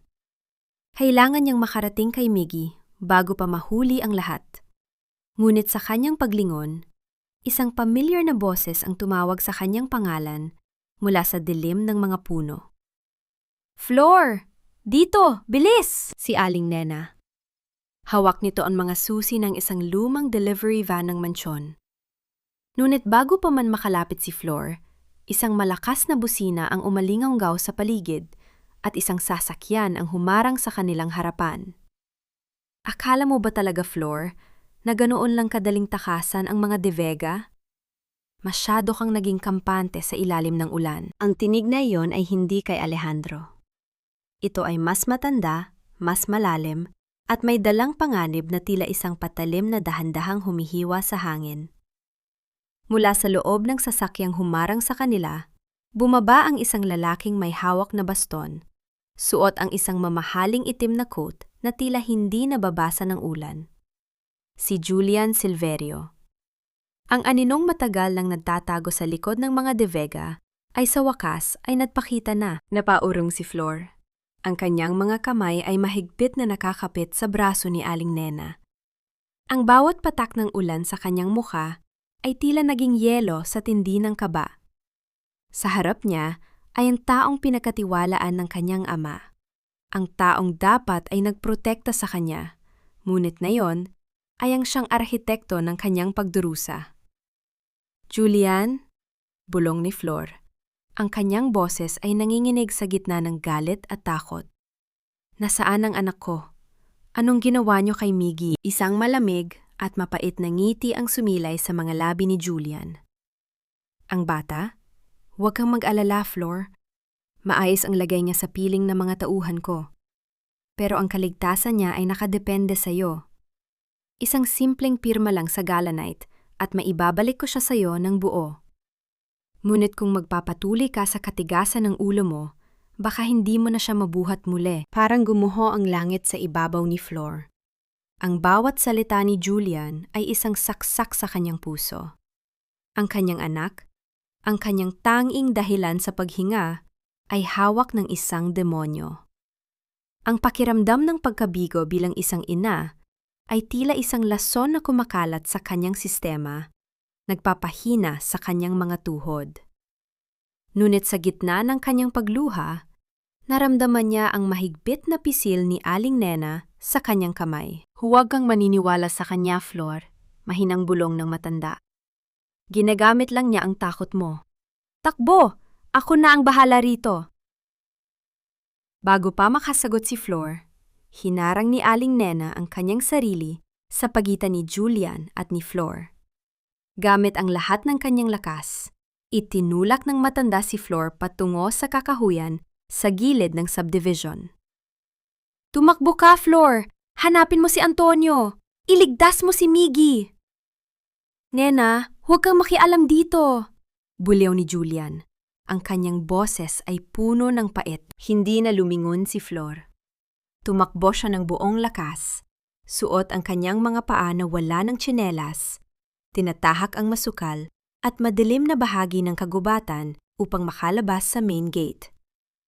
Ang bawat tinik na sumusugat sa kanyang balat, ang bawat dulas niya sa maputik na lupa, ay hindi niya inalinta na. Ang tanging nakikita niya sa kanyang isipan ay ang mukha ni Miggy, ang kanyang tawa, ang kanyang mahinang pag-ubo, at ang pangako niyang hinding-hindi siya iiwan. Miggy, sandali lang. Parating na si Mama. Hikbi ni Flor habang patuloy sa pagtakbo. Ang kanyang lalamunan ay tuyong-tuyo na at ang kanyang dibdib ay tila sasabog na sa tindi ng pagod. Ngunit ang pag-ibig ng isang ina ay nagbibigay sa kanya ng lakas na higit pa sa normal na tao. Nang makalabas siya sa kalsada, laking gulat niya nang makita ang isang pamilya na sasakyan na huminto sa kanyang tapat. Si Antonio. Ang sasakyan nito ay may mga galos at sira ang isang gulong. Ngunit naroon siya. "Flor! Sakay!" Sigaw ni Antonio habang mabilis na binubuksan ang pinto. "Antonio, ang anak ko! Alam nila kung nasaan si Miggy?" Sigaw ni Flor habang mabilis na sumasakay. Ang kanyang buong katawan ay basang-basa at puno ng putik. Alam ko. Sinubukan nilang harangin ako, pero nakatakas ako. Mabilis na sagot ni Antonio habang pinatatakbo ang sasakyan ng mabilis. Ang tunog ng pagkayod ng gulong sa basang semento ay umalingaw-ngaw sa tahimik na gabi. May mga tauhan na ako na papunta sa safe house, pero kailangan nating mauna roon. Julian is desperate. He knows that once you get those papers, he's finished. Sa loob ng sasakyan, napahilig si Flor sa upuan. Ang kanyang mga mata ay nakapikit habang pilit na pinatitigil ang panginginig. Ang bawat segundong lumilipas ay tila isang oras. Ang bawat ilaw ng post na dinadaanan nila ay tila mga anino ng kanyang nakaraan na humahabol sa kanya. "Bakit, Antonio? Bakit tila ngang humantong sa ganito?" Tanong ni Flor. Ang kanyang boses ay puno ng pagod. Bakit ang mga taong pinagkatiwalaan ni Papa ang siya pang pumatay sa kanya? Dahil sa kasakiman, Flor. Ang pera at kapangyarihan ay nakakabulag, malungkot na sagot ni Antonio. Pero tandaan mo, ang liwanag ng katotohanan ay laging mas malakas kaysa sa dilim ng kasinungalingan. Malapit na tayo. Nang makarating sila sa labas ng isang maliit at lumang bodega sa dulo ng bayan, nakita nila ang dalawang itim na sasakyan na nakaparada. Ang pintuan ng bodega ay bukas, at mula sa loob ay narinig ni Flor ang isang tunog na nagpatigil sa kanyang mundo. Ang iyak ni Miggy, isang matinis at puno ng takot na iyak. Ang boses ng kanyang anak na tumatawag sa kanyang pangalan. "Mama! Mama! Nasaan ka po?" Wala nang nakapigil kay Flor. Kahit na sinisigawan siya ni Antonio na mag-ingat, tumakbo siya papasok sa bodega. Sa gitna ng malawak at madilim na espasyo, nakita niya si Miggy na nakatali sa isang upuan, pinaliligiran ng 3 lalaking armado. "Bitawan niyo ang anak ko!" Sigaw ni Flor. Ang kanyang boses ay tila isang leon na handang pumatay para sa kanyang anak. "Narito na ako! Ako ang kailangan niyo! Huwag ang anak ko!" Isa sa mga lalaki ang lumapit at hinawakan si Flor sa buhok. Pilit na pinaluhod ito sa harap ng kanyang umiiyak na anak. "Masyadong maingay ang anak mo, Flor," sabi ni Julian. "Bigyan ka raw namin ng leksyon para matuto kang sumunod." Tumingin si Flor kay Miggy, at sa gitna ng kanyang sariling sakit, nakita niya ang takot sa mga mata ng bata. Ngunit sa halip na sumuko, isang kakaibang katahimikan ang bumalot kay Flor. Ang kanyang mga mata ay naging malamig at matalim. Ang babaeng marupok at laging umiiyak ay tuluyan ng naglaho. "Gawin niyo ang gusto niyo sa akin," bulong ni Flor. Ang kanyang boses ay kasing lamig ng kamatayan. "Pero sinisigurado ko sa inyo, kapag may nangyaring masama sa anak ko, hinding-hindi kayo makakaabot sa gala night ng buhay." Habang nakaluhod si Flor sa harap ng kanyang anak, isang malakas na tunog ng pagbagsak ng pinto ang narinig sa likuran. Ang laban ay hindi pa tapos, at ang gabi ay lalong lumalalim. Sino ang dumating? At makakaligtas pa si Miggy sa gitna ng nag-aapoy na galit ni na Julian at Alejandro? Huwag mong dungisan ang sahig ng luhang walang silbi, Flor. Dahil kahit maubos ang lahat ng tubig sa katawan mo, hindi mo mababago ang katotohanang talunan ka. Ang boses na iyon ay tila isang malapot na putik na dumungis sa huling pag-asa ni Flor. Mula sa madilim na sulok ng bodega, dahan-dahang lumabas si Alejandro. Hindi siya mukhang nagmamadali. Ang bawat hakbang ng kanyang mamahaling sapatos sa maduming semento ay naglilika ng isang mabigat na tunog na tila nagbibilang ng natitirang sandali ng buhay ni Flor. Nakapamulsa siya. Ang kanyang mukha ay kasing tigas ng bato.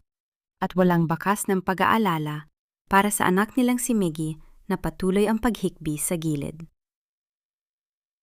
Sa mga sandaling iyon, nakaluhod si Flor sa malamig na sahig.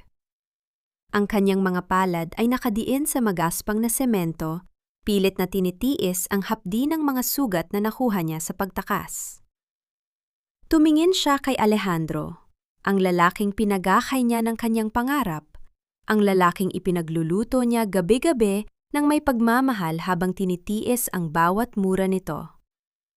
Ang kaibahan ng kanyang sakripisyo at ng kataksilan ni Alejandro ay isang talim na dahan-dahang humihiwa sa kanyang kaluluwa. Alejandro, paano mo nagagawa ito? Ang nanginghinig na tanong ni Flor. Anak mo ang nakatali riyan. Anak mo ang nahihirapan. Wala ka na bang kahit katiting na puso? Isang mapait at nakakangilong tawa ang pinakawala ni Alejandro. Lumapit siya at hinawakan ang buhok ni Flor. Pilit itong iniharap sa kanya. Puso? Flor, ang puso ay para lamang sa mga taong mahihina. Ang mundong ito ay para sa mga may kapangyarihan. At sa darating na gala night, ang kapangyarihang yan ay magiging akin na ng lubusan. You were just a means to an end. Isang kasangkapan para makuha ko ang yaman ng ama mo. Binitiwan niya ng marahas ang buhok ni Flor, dahilan upang muling sumubsob ang mukha nito sa sahig. Sa kabilang dako, sinubukan ni Antonio na lumapit, ngunit isang malakas na pagtulak mula sa mga tauhan ni Julian ang nagpabagsak sa kanya. Ang katahimikan ng bodega ay binabasag lamang ng mahinang pag-ungol ni Antonio at ng takot na iyak ni Miggy. Ang pakiramdam ni Flor ay tila isang basong porselana na unti-unting nagkakadurog-durog. Naramdaman niya ang panlalamig ng kanyang mga dulo ng daliri, ang pagsikip ng kanyang lalamunan na tila may nakabara na malaking bato. Ang bawat alaala ng kanilang kasal, ang mga pangako sa harap ng altar, ang pag-uwi ni Alejandro na may dalang bulaklak noong unang taon nila, ay tila mga uod na kumakain sa kanyang alaala. Lahat ay dula-dulaan. Lahat ay bahagi ng isang madilim na plano. Diyan ka nagkakamali, Alejandro, bulong ni Flor. Ang kanyang boses ay tila galing sa ilalim ng lupa. Dahan-dahan siyang tumayo, kahit na nanginginig ang kanyang mga binti. Pinahid niya ang dugo sa kanyang labi, gamit ang likod ng kanyang kamay. Ang yaman ni Papa ay hindi kailanman magiging sayo, dahil ang dugong nananalatay sa akin ay hindi marunong sumuko. Talaga? Hamon ni Alejandro, habang inilalabas ang isang ballpen at ang mga dokumento ng transfer of assets. Pirmahan mo ito, Flor. Pirmahan mo ito ngayon din, at palalayain ko ang anak mo. Kung hindi, huwag kang magsisisi kung bukas ng umaga, wala ka ng anak na babalikan sa ospital. Ito ang pinakamasakit na bahagi ng gabi. Ang gamitin ang buhay ng kanyang anak para sa pera. Ang golden moment ni Flor ay nang tumingin siya sa mga mata ni Miggy. Sa gitna ng takot, tumigil ang bata sa pag-iyak at tumingin sa kanya ng may tiwala. Sa maliit na galaw ng ulo ni Miggy, tila sinasabi nito, "Mama, huwag kang matakot." "You are a monster," sabi ni Flor. Ang kanyang mga mata ay matalim, na nakatitig kay Alejandro. "I am a businessman, Flor. There's a difference." Tugon ni Alejandro nan may kasamang nakakainsultong ngiti. "Julian, ihanda ang sasakyan. Dadalhin natin sila sa isang lugar na mas tahimik hanggang sa matapos ang gala bukas. Ayaw nating may mga istorbo sa ating pagdiriwang. Habang kinalaladkad sila palabas ng bodega, isang maliit na bagay ang napansin ni Flor sa bulsa ni Alejandro. Isang pamilyar na keychain. Ang keychain ng secret safe ng kanyang ama. Hindi ito nakuha ni Alejandro sa pamamagitan ng legal na paraan. Ibig sabihin, alam na ni Alejandro kung nasaan ang orihinal na testamento. Ngunit may isang bagay na hindi alam ni Alejandro. Ang testamento ay hindi nakatago sa loob ng safe. Ang safe ay isang bitag para sa mga magnanakaw. Ang tunay na dokumento ay nakatago sa isang lugar na tanging ang tunay na nagmamahal kay Don Teodoro ang makakaalam. Habang isinasakay sila sa itim na van, naramdaman ni Flor ang malamig na bakal ng posas sa kanyang mga kamay. Tumingin siya sa kadiliman ng kalsada. Ang kanyang isipan ay mabilis na nag-iisip. Ang gala night ay bukas na. Mayroon na lamang siyang mas mababa sa 20 oras para makatakas, iligtas si Miggy at bawiin ang lahat. Ngunit paano niya gagawin iyon kung ang mismong asawang pinagkatiwalaan niya ang siyang may hawak ng kanyang leeg? At sino ang misteryosong boss na tinawagan ni Alejandro na tila mas mataas pa kay Julian Silverio? Habang umaandar ang sasakyan, patungo sa isang hindi malamang destinasyon, isang tanong ang nananatili sa puso ni Flor. Hanggang kailan kailangang magtiis ng isang ina bago tuluyang sumabog ang katarungan? Huwag mong ituring na kulungan ang lugar na ito, Flor. Ituring mo itong isang munting sementeryo para sa lahat ng mga pangarap mong hindi kailanman magkakatotoo. Ang tinig ni Clara ay kasing talim ng labaha habang dahan-dahan niyang hinahaplos ang mga mamahaling kurtina sa loob ng liblib na rest house ng mga De Vega sa Tagaytay. Ang lamig ng simoy ng hangin sa labas ay tila pumasok sa loob ng silid, ngunit mas malamig ang titig ng babaeng umagaw sa posisyon ni Flor.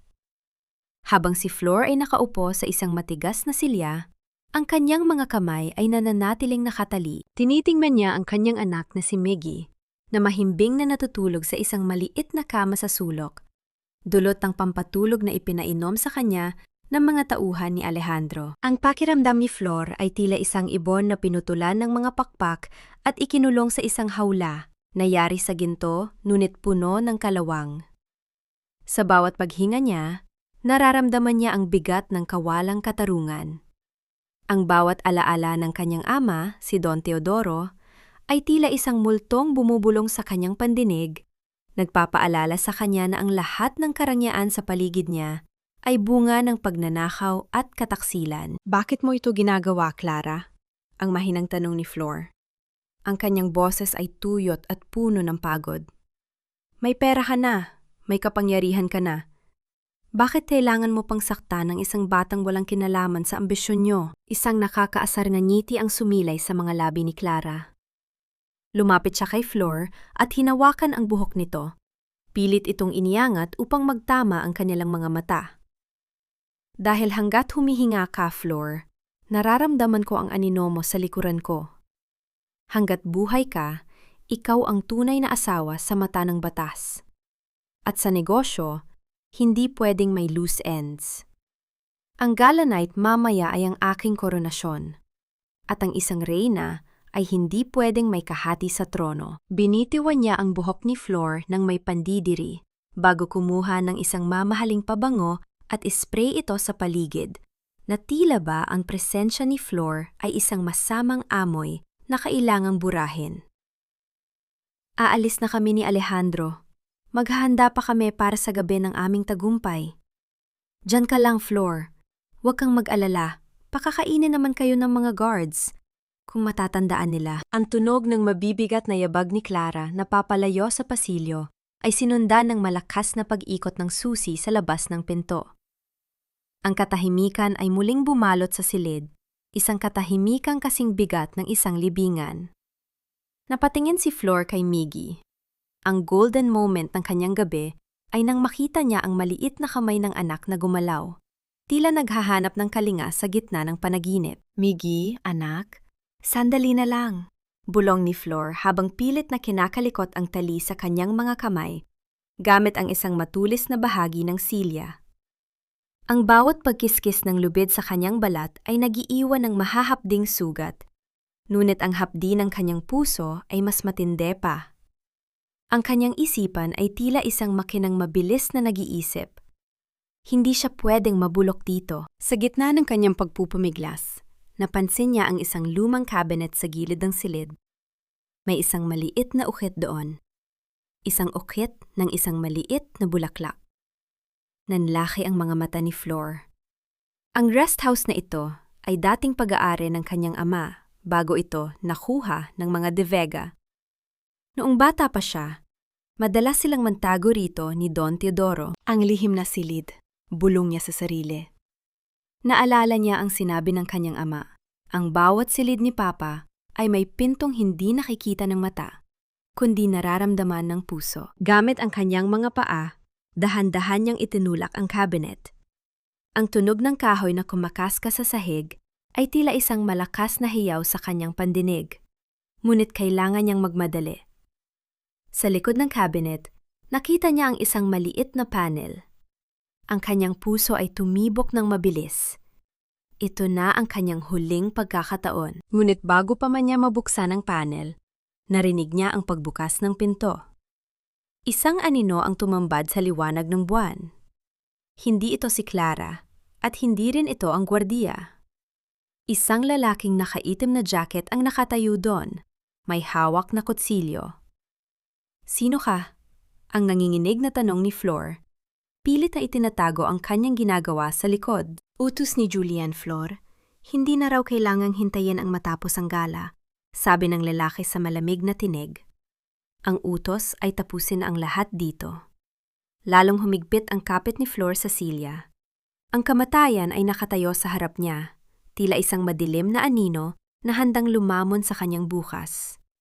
Sa kabilang dako, nagsimula nang magmulat ng mata si Miggy. Ang bata ay lito at takot sa nakikita.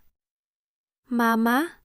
Ang mahinang tawag ni Miggy. Ang takot ni Flor ay napalitan ng isang matinding galit. Ang isang ina na nasusukol ay mas mapanganib kaysa sa anumang sandata. Habang papalapit ang lalaki, isang mabilis na pangyayari ang nagpabago sa lahat. Ang tunog ng isang sasakyang mabilis na huminto sa labas at ang sigaw ng isang pamilyar na boses ang nagpatigil sa lahat. Flor! Miggy! Sino ang dumating sa gitna ng masukal na bahagi ng Tagaytay? At sapat ba ang oras ni Flor para makatakas bago bumaba ang talim ng kutsilyo sa kanyang lalamunan?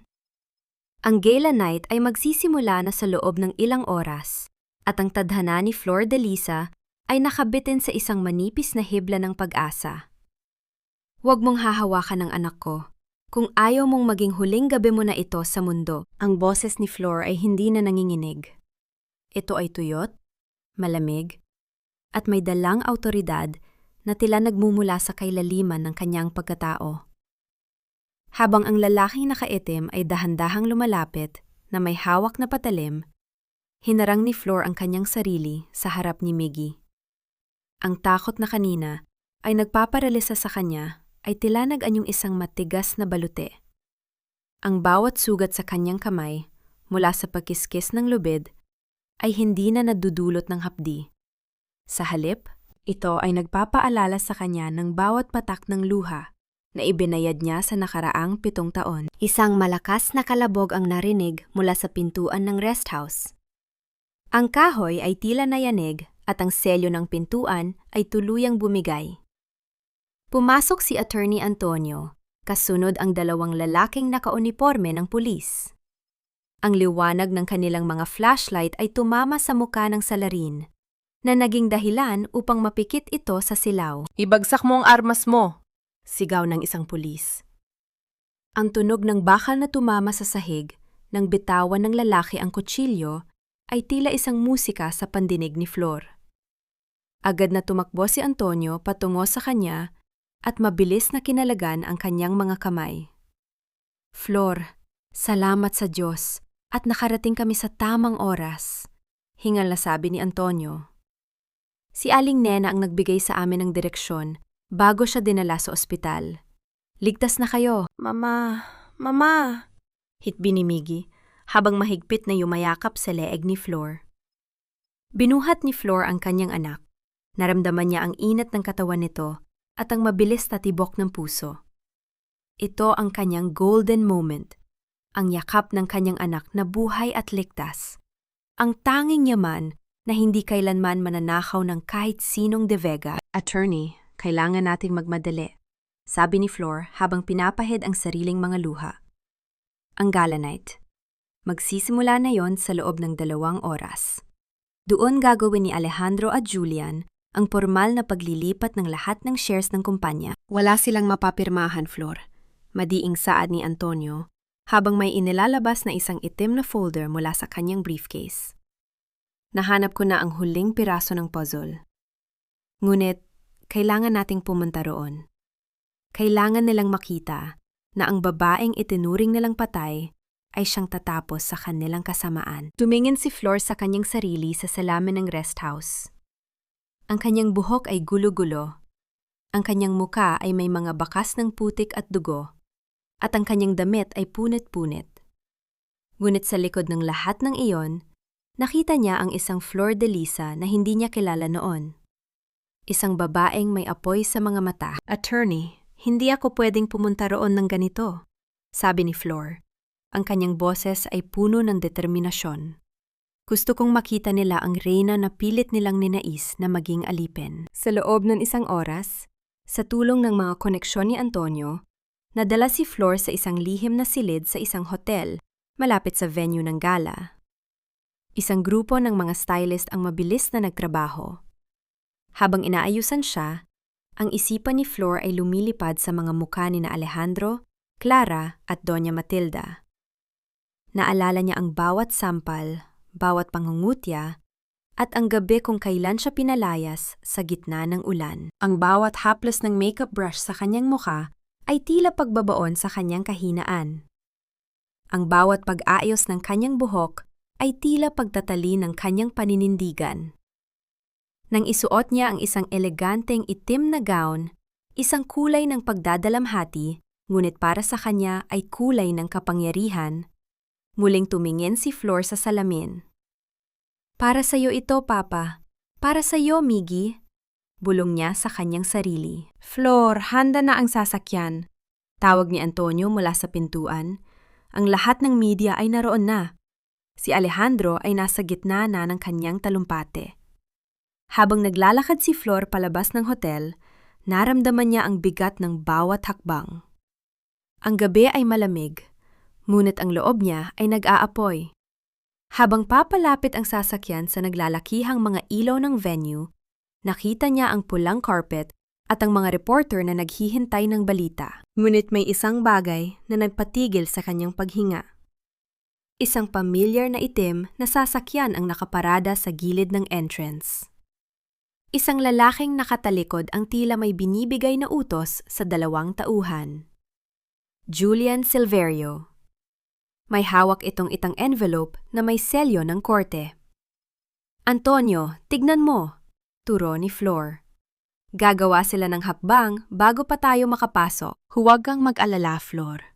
Hayaan mo silang magpakasaya sa kanilang huling sandali, sagot ni Antonio nang may kumpiyansa. Dahil sa sandaling tumuntong ka sa entabladong iyon, ang mundong itinayo nila sa kasinungalingan ay tuluyan ng guguho. Ang pinto ng sasakyan ay bumukas. Ang bawat mata ng mga security guard at ilang maagang bisita ay napalingon sa babaeng bumaba. Isang babaeng nakaitim, may tindig na kasing tatag ng bundok, at may kagandahang tila isang rosas na namukadkad sa gitna ng semento. Ngunit sa loob ng ballroom, narinig ni Flor ang malakas na palakpakan. Ang boses ni Alejandro ay umalingaw-ngaw sa speaker. And now, to finalize the new era of De Vega Enterprises, I call upon our legal counsel to witness the signing of the absolute transfer. Napahawak si Flor sa kanyang dibdib. Kailangan niyang makarating sa loob ng susunod na 5 minuto. Ngunit isang pader ng mga tauhan ni Julian ang biglang humarang sa main entrance.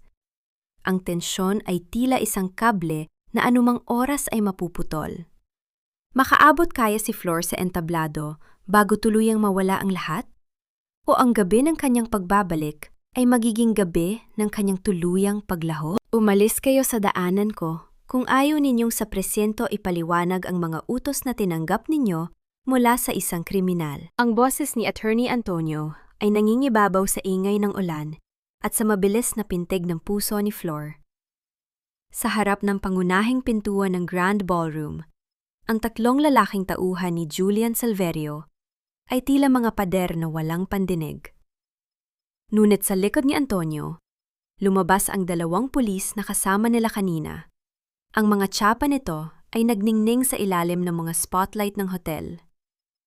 Ang mga gwardiya, na alam ang hangganan ng kanilang kapangyarihan laban sa batas, ay dahan-dahang napaatras. Hinawakan ni Flor ang laylayan ng kanyang itim na gown.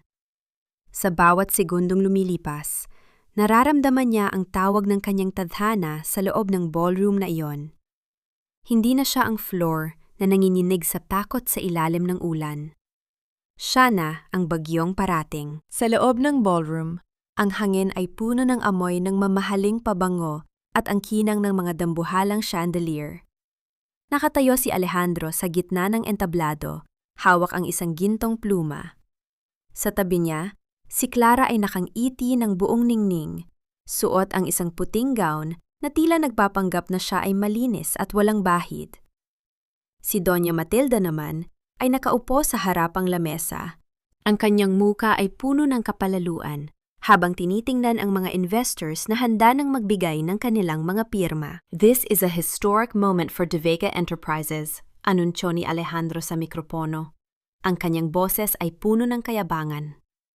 Ngayong gabi, formal nating inililibing ang luma at mahinang pamamalakad upang bigyang daan ang isang mas matatag na bukas.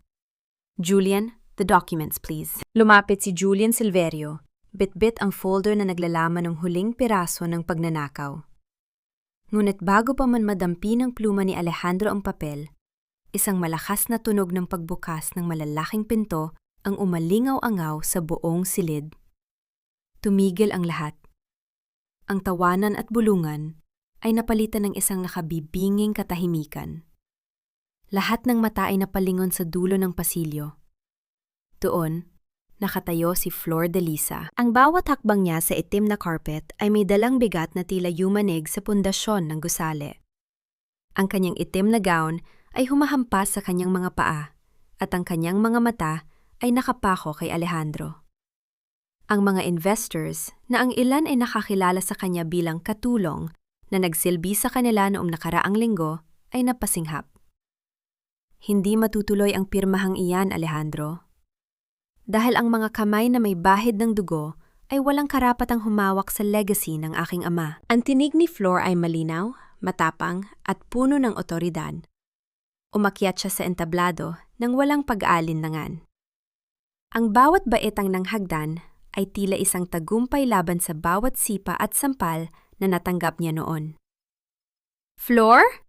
Ang gulantang na sigaw ni Doña Matilda mula sa kanyang upuan.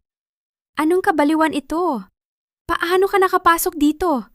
Guards, ilabas ang babae niyan! Subukan ninyong humakbang at sisiguraduhin kung bukas na bukas ay sa loob ng selda kayo mag-aalmusal. Ang babala ni Antonio na sumunod kay Flor sa entablado.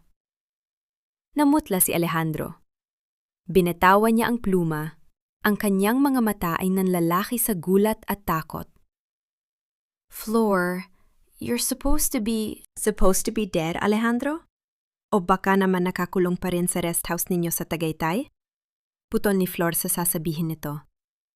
Lumapit siya ng husto sa asawa, sapat na upang maamoy niya ang takot na nagmumula rito. Hindi ako ang Flor na iniwan niyo sa ulan. Ako ang Flor na nagising mula sa bangumot na ginawa ninyo. Ito ang golden moment ni Flor. Ang sandali nang makita niya ang panginginig ng mga kamay ni Alejandro sa harap ng maraming tao. Ang kumpas ng kanyang kamay ay tila humati sa hangin nang ituro niya ang folder na hawak ni Julian. Julian Silverio, ang mga dokumentong yan ay mga basura. Dahil ang tunay na testamento ni Don Teodoro ay hindi kailanman nailipat ng legal. Lahat ng shares na pilit ninyong kinukuha ay pag-aari ko. I am the sole heir of Teodoro de Lisa. and I am here to reclaim my throne. Isang malakas na bulungan ang sumabog sa loob ng ballroom. Ang mga reporters ay nagsimulang mag-flash ng kanilang mga camera. Si Clara, na hindi na makatiis, ay sumugod kay Flor. You liar! Sinungaling ka! Alejandro, huwag kang maniwala sa kanya. Isang hamak na katulong lang siya. Ngunit bago pa man makalapit si Clara, isang malakas at malamig na sampal ang dumapo sa kanyang muka. Ang tunog ng palad ni Flor na tumama sa balat ni Clara ay tila isang huling hudyat ng katarungan. Ang sampal na yan ay para sa lahat ng pagpapahirap mo sa akin sa loob ng bahay ko. Sabi ni Flor, ang kanyang boses ay hindi man lang tumaas. At huwag mong subukang itaas ang boses mo. Dahil ang bawat salitang ilalabas mo ay gagamitin ko para mabulok ka sa kulungan. Tumingin si Flor sa mga investors at sa media. Ladies and gentlemen, ang pamilya de Vega ay hindi lamang mga magnanakaw. Sila ay mga mamamatay tao. Pinatay nila ang aking ama sa pamamagitan ng pagtataksil at sinubukan nilang patayin ang aking anak sa pamamagitan ng pagkakait ng tulong medikal. Nasaan ang ebidensya mo, Flor? Sigaw ni Alejandro, pilit na nagpapakatapang. Wala kang mapapatunayan. Isang misteryosong ngiti ang sumilay sa mga labi ni Flor. Inilabas niya ang gintong susi mula sa kanyang maliit na bag. Ang ebidensya ay hindi lamang nasa papel, Alejandro. Narito ito sa mismong gusaling ito. Julian, alam nating dalawa kung ano ang nakatago sa likod ng painting ni Papa sa main office. Nanigas si Julian Silverio. Ang kanyang mukha ay naging kasing puti ng papel. Sa sandaling iyon, ang lahat ng plano nila ay tila isang bahay na yari sa barahan na tinangay ng malakas na hangin. Ngunit sa gitna ng tensyon, isang malakas na sigaw ang narinig mula sa likuran ng entablado. May baril si Alejandro! Ang katahimikan ay nabasag ng kaguluhan. Ang mga tao ay nagsimulang magtakbuhan. Sa gitna ng gulo, nakita ni Flor ang dulo ng baril ni Alejandro na nakatutok sa kanya. Ang kanyang asawa ay mukhang nawawala na sa sariling kaisipan. If I can't have this empire, Flor, then no one will. Ang bawat ingay sa loob ng marangyang ballroom ay tila huminto. Na tila ba ang hangin mismo ay natakot na gumalaw. Ang dulo ng bakal na hawak ni Alejandro ay nakatutok sa dibdib ni Flor. Ang pang-inginig ng kanyang kamay ay sapat na upang malaman ng lahat na ang lalaking ito ay wala na sa kanyang wastong kaisipan. Ang kinang ng mga chandelier ay nagpapakita ng pawis na umaagos sa kanyang noo, habang ang kanyang mga mata ay puno ng desperasyon at puot. Ibagsak mo ang armas mo, Alejandro, ang sigaw ng isang opisyal ng pulis mula sa gilid. Ngunit tila bingi ang lalaki. Ang tanging nakikita niya ay ang babaeng nakatayo sa kanyang harap. Ang babaeng akala niya ay kaya niyang yapakan habang buhay. Hindi ko hahayaang bawiin mo ang lahat, Flor. Ang bulyaw ni Alejandro. Ang kanyang boses ay pumapatis sa galit. I worked for this. I sacrificed everything para mapanatili ang pangalang de Vega. Ikaw? Isang hamak na babae ka lang na pinalad na maging anak ni Teodoro. Sa kabila ng panganib, hindi umatras si Flor. Ang kanyang tindig ay nanatiling matuwid. Ang kanyang mga mata ay hindi kumukurap. Ito ang golden moment ng kanyang muling pagsilang. Ang takot na dati ay bumabalot sa kanya, ay tila naging isang matigas na kapangyarihan na nagmumula sa kanyang pagiging ina at sa kanyang pagmamahal sa yumaong ama. Ang pangalang de Vega na ipinagmamalaki mo, Alejandro, ay itinayo sa isang pundasyon ng buhangin at kasinungalingan. Ang malamig na tugon ni Flor. Ang bawat sentimong ginastos mo, ang bawat luho ni Matilda, at ang bawat hiyas na suot ni Clara ay galing sa pagnanakaw. Akala mo ba ay matatakot mo ako sa pirasong bakal na yan? Nakita ko na ang kamatayan nang palayasin mo ako sa ulan kasama ang naghihingalo nating anak. Wala ka nang magagawang mas masakit pa kaysa roon. Dahan-dahang humakbang si Flor pasulong papunta sa direksyon ng baril. Ang bawat tao sa ballroom ay napasinghap. Ang ilan ay napapikit dahil sa takot na baka tuluyang kalabitin ni Alejandro ang gatilyo. Sige, Alejandro. Kung iyan ang tanging paraan para tumahimik ang konsensya mo, gawin mo.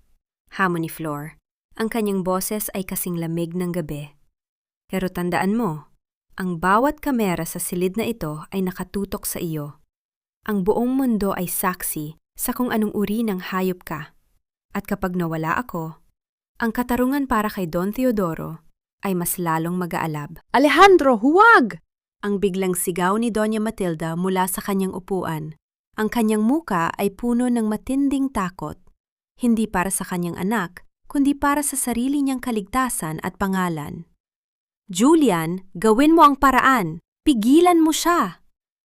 Ngunit si Julian Silverio ay hindi na makakilos. Ang mga tauhan ng NBI ay nakapaligid na sa kanya, hawak ang mga ebidensyang dinala ni Antonio.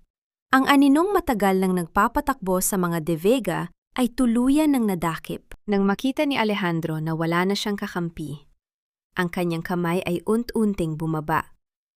Ang kanyang mga balikat ay bumagsak at ang baril ay dahan-dahang nawala sa kanyang pagkakahawak bago ito tuluyang kinuha ng mga pulis. Napaluhod si Alejandro sa gitna ng entablado. Ang kanyang muka ay natatakpan ng kanyang mga kamay habang humahagulhol ng iyak. Hindi dahil sa pagsisisi, kundi dahil sa pagkatalo. Lumapit si Flor sa kanya, ngunit hindi upang damayan siya. Tiningnan niya ang kanyang asawa nang may matinding pait. Ito ang huling pagkakataon na makikita mo ang mukha ko, Alejandro. Ang susunod nating pagkikita ay sa loob ng korte, kung saan pagbabayaran niyo ang bawat segundong ninakaw ninyo sa buhay ko. Lumingon si Flor kay Clara, na nanginghinig na sa takot sa gilid. At ikaw, Clara, ang mga alahas na yan, ang gown na yan, hubarin mo lahat. Dahil walang kahit isang bagay sa mansyong iyon ang pag-aari mo. Magsama kayo ni Matilda sa hirap na sadyang inilaan ninyo para sa akin. Lumapit si Attorney Antonio kay Flor at iniabot ang mikroponyo.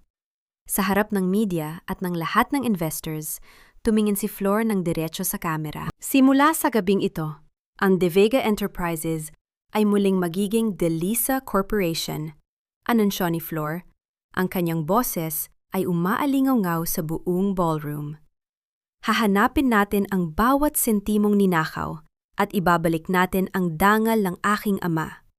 Sa lahat ng mga kababaihang nakaranas ng pang-aapi sa loob ng sarili nilang tahanan, tandaan ninyo, ang dilim ay may katapusan, at ang bukang liwayway ay para sa mga hindi sumusuko. Isang masigabong palakpakan ang sumabog sa loob ng silid.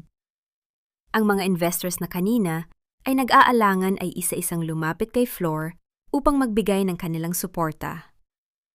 Ngunit sa gitna ng tagumpay, ang puso ni Flor ay nanatiling nakatutok sa isang tao. Mabilis siyang bumaba ng entablado at lumabas ng ballroom. Sa VIP waiting room, nakaupo si Miggy kasama ang isang nurse.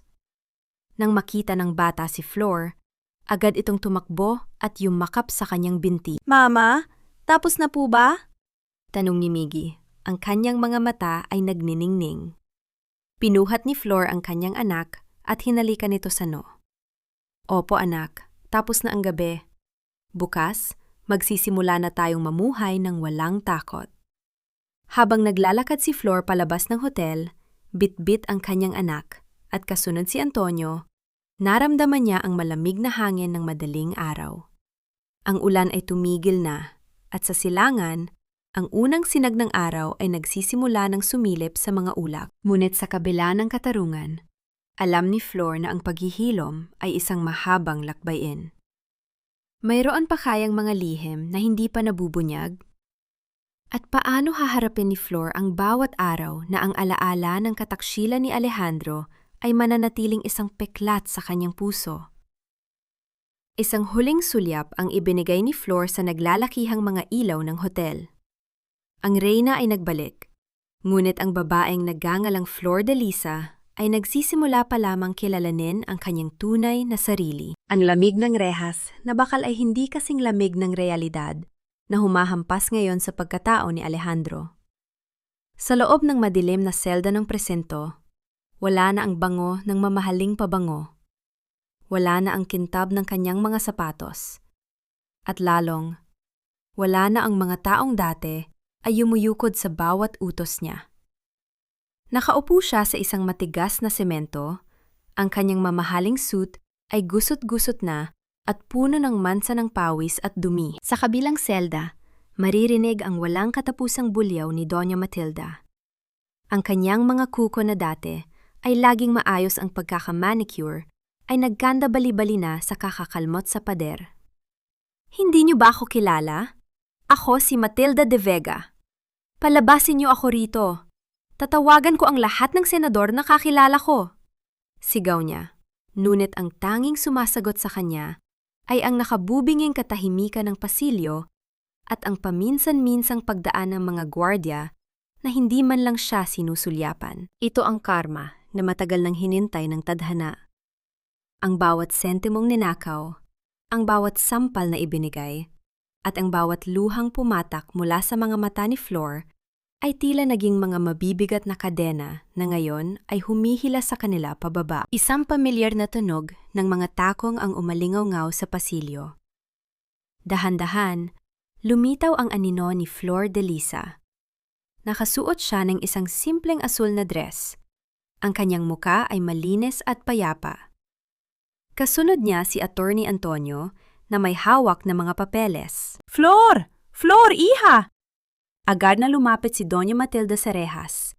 Ang kanyang boses ay biglang nagbago mula sa pagiging matapang tungo sa isang desperadang pagsamo. Maawa ka sa akin. Alam mong matanda na ako, hindi ko kakayanin dito. Sabihin mo sa mga pulis na nagkamali lang sila. Mag-uusap tayo sa mansyon, 'di ba? Ipagluluto kita ng paborito mo. Kiningnan siya ni Flor ng may halong lungkot at awa, ngunit wala nang bakas ng takot. Ang mansyon ay hindi na inyo, Matilda. At ang paborito ko? Ang paborito ko ay ang katarungang matagal ninyong ipinagkait sa akin at sa anak ko. Tapos na ang panahon ng inyong paghahari-harian. Flor, mag-usap tayo. Singit ni Alejandro, habang lumalapit din sa rehas, ang kanyang mga mata ay puno ng pekeng pagsisisi. Mahal kita, Flor. Alam mo yan. Nagawa ko lang ang lahat dahil sa pressure ni Mama at ni Julian. Patawarin mo ako. Gagawin ko ang lahat para bumawi sa inyo ni Miggy. Isang mapait na ngiti ang sumilay sa mga labi ni Flor. Kinuha niya ang kanyang wedding ring mula sa kanyang bag, ang singsing na simbolo ng 7 taon niyang paghihirap. Dahan-dahan niya itong binitawan sa harap ng selda ni Alejandro. Ang tunog ng ginto na tumama sa semento ay tila hudyat ng pagkaputol ng huling ugnayan nila. Ang pag-ibig ay hindi nananakit, Alejandro. Ang pag-ibig ay hindi nagnanakaw. At higit sa lahat, ang pag-ibig ay hindi hinahayaang mamatay ang sariling anak para sa pera. Malamig na sabi ni Flor. Huwag mong gamitin ang pangalan ni Miggy para iligtas ang sarili mo. Dahil para sa kanya, matagal ka nang pumanaw. Sa labas ng presinto, naabutan nila si Clara na kinalakaladkad din ng mga pulis. Ang kanyang mukha ay puno ng luha at ang kanyang buhok ay gulo-gulo. Wala na ang kanyang kayabangan. Nang makita niya si Flor, sinubukan niyang sumigaw, ngunit walang boses na lumabas sa kanyang lalamunan. Ang lahat ng hiyas na itinago niya sa kanyang bag ay kinuha na bilang ebidensya ng pagnanakaw. Attorney, tapos na po ba talaga? Tanong ni Flor habang nakatingin sa malayo, kung saan ang araw ay nagsisimula ng lumubog. Opo, Flor, ang lahat ng kaso ay selyado na. Julian Silverio ay nagsimula na ring kumanta laban sa kanila para mabawasan ang kanyang sentensya. Wala na silang matatakbuhan. Sagot ni Antonio nang may kumpiyansa. Bumalik si Flor sa mansyon ng mga Delisa, hindi na bilang isang katulong, kundi bilang tunay na may-ari. Pagpasok niya, nakita niya si Aling Nena na naghihintay sa pintuan, may hawak na baso ng tubig. Nagyakap ang dalawa, isang yakap ng tagumpay at pasasalamat. Welcome home, Senyorita Flor! Bulong ni Aling Nena habang umiiyak sa tuwa. Pumasok si Flor sa study room ng kanyang ama. Hinaplos niya ang mesa ang mga libro, at ang painting ni Don Teodoro. Sa unang pagkakataon sa loob ng maraming taon, naramdaman niya ang init ng tahanan. Ngunit sa gitna ng kanyang kaligayahan, may isang bagay na nagpatigil sa kanya. Isang lihim na drawer sa ilalim ng mesa, ang bahagyang nakabukas. Sa loob nito, may isang maliit na sobre na may pangalan ni Antonio. Ano ang huling habilin ni Don Teodoro na hindi pa nila nabubuksan? At bakit ang mukha ni Antonio ay biglang nagbago nang makita ang sobreng iyon? Habang hawak ni Flor ang sobre, naramdaman niya ang isang kakaibang kaba. Ang katarungan ay nakamit na, ngunit tila ang nakaraan ay meron pang huling sasabihin. Ang pinakamatamis na paghihiganti ay hindi ang makita ang pagbagsak ng iyong kaaway, kundi ang makita ang iyong sarili na muling bumabangon ng mas matatag at mas masaya. Ang tinig ni Attorney Antonio ay puno ng kalamyos habang nakatayo sila ni Flor sa malawak na teras ng Mansyong Delisa. Ang simoy ng hangin ay hindi na kasing pait ng dati. Ngayon, ang bawat hininga ni Flor ay tila nagdadala ng amoy ng mga bagong sibol na rosa sa kanyang garden. Mga bulaklak na siya na mismo ang nag-aalaga, hindi dahil sa utos, kundi dahil sa pagmamahal. Hawak ni Flor ang subreng nahanap niya sa study room. Dahan-dahan niya itong inabot kay Antonio. Ang kanyang mga mata ay nagtatanong, naghahanap ng kasagutan sa huling misteryong iniwan ng kanyang ama. Sa pagpihit ni Antonio sa selyo ng sobre, ang marahang tunog ng pagpunit ng papel ay tila pagpunit din sa huling pahina ng kanilang madilim na nakaraan. Binasa ni Antonio ang sulat ng tahimik. Habang tumatagal, ang kanyang mga mata ay unti-unting nagtutubig. Tumingin siya kay Flor. Ang kanyang boses ay bahagyang gumaralgal. Flor, ang sulat na ito ay hindi tungkol sa yaman o sa kumpanya. Ito ay isang pasasalamat ni Don Teodoro sa akin. Sinabi niya rito na bago pa man siya pumanaw, alam niyang may mga buwayang nakapaligid sa kanya. Ipinagkatiwala kanya sa akin, hindi dahil ako ang kanyang abogado, kundi dahil itinuring niya akong anak. Isang golden moment ang namayani sa pagitan nila. Ang pagkaalam na ang katapatan ni Antonio ay hindi lamang dahil sa tungkulin, kundi dahil sa tunay na pag-ibig sa pamilya, ay nagdulot ng isang matinding init sa puso ni Flor. Napagtanto niya na sa gitna ng lahat ng kataksilan ni Alejandro, ang kanyang ama ay nag-iwan ng isang tunay na tagapagtanggol. Isang lalaking hindi siya iniwan sa gitna ng unos. Salamat, Antonio, bulong ni Flor. Salamat sa pagtupad sa pangako ni Papa. Walang anuman, Flor. At gaya ng hiling niya, habang buhay kitang puprotektahan.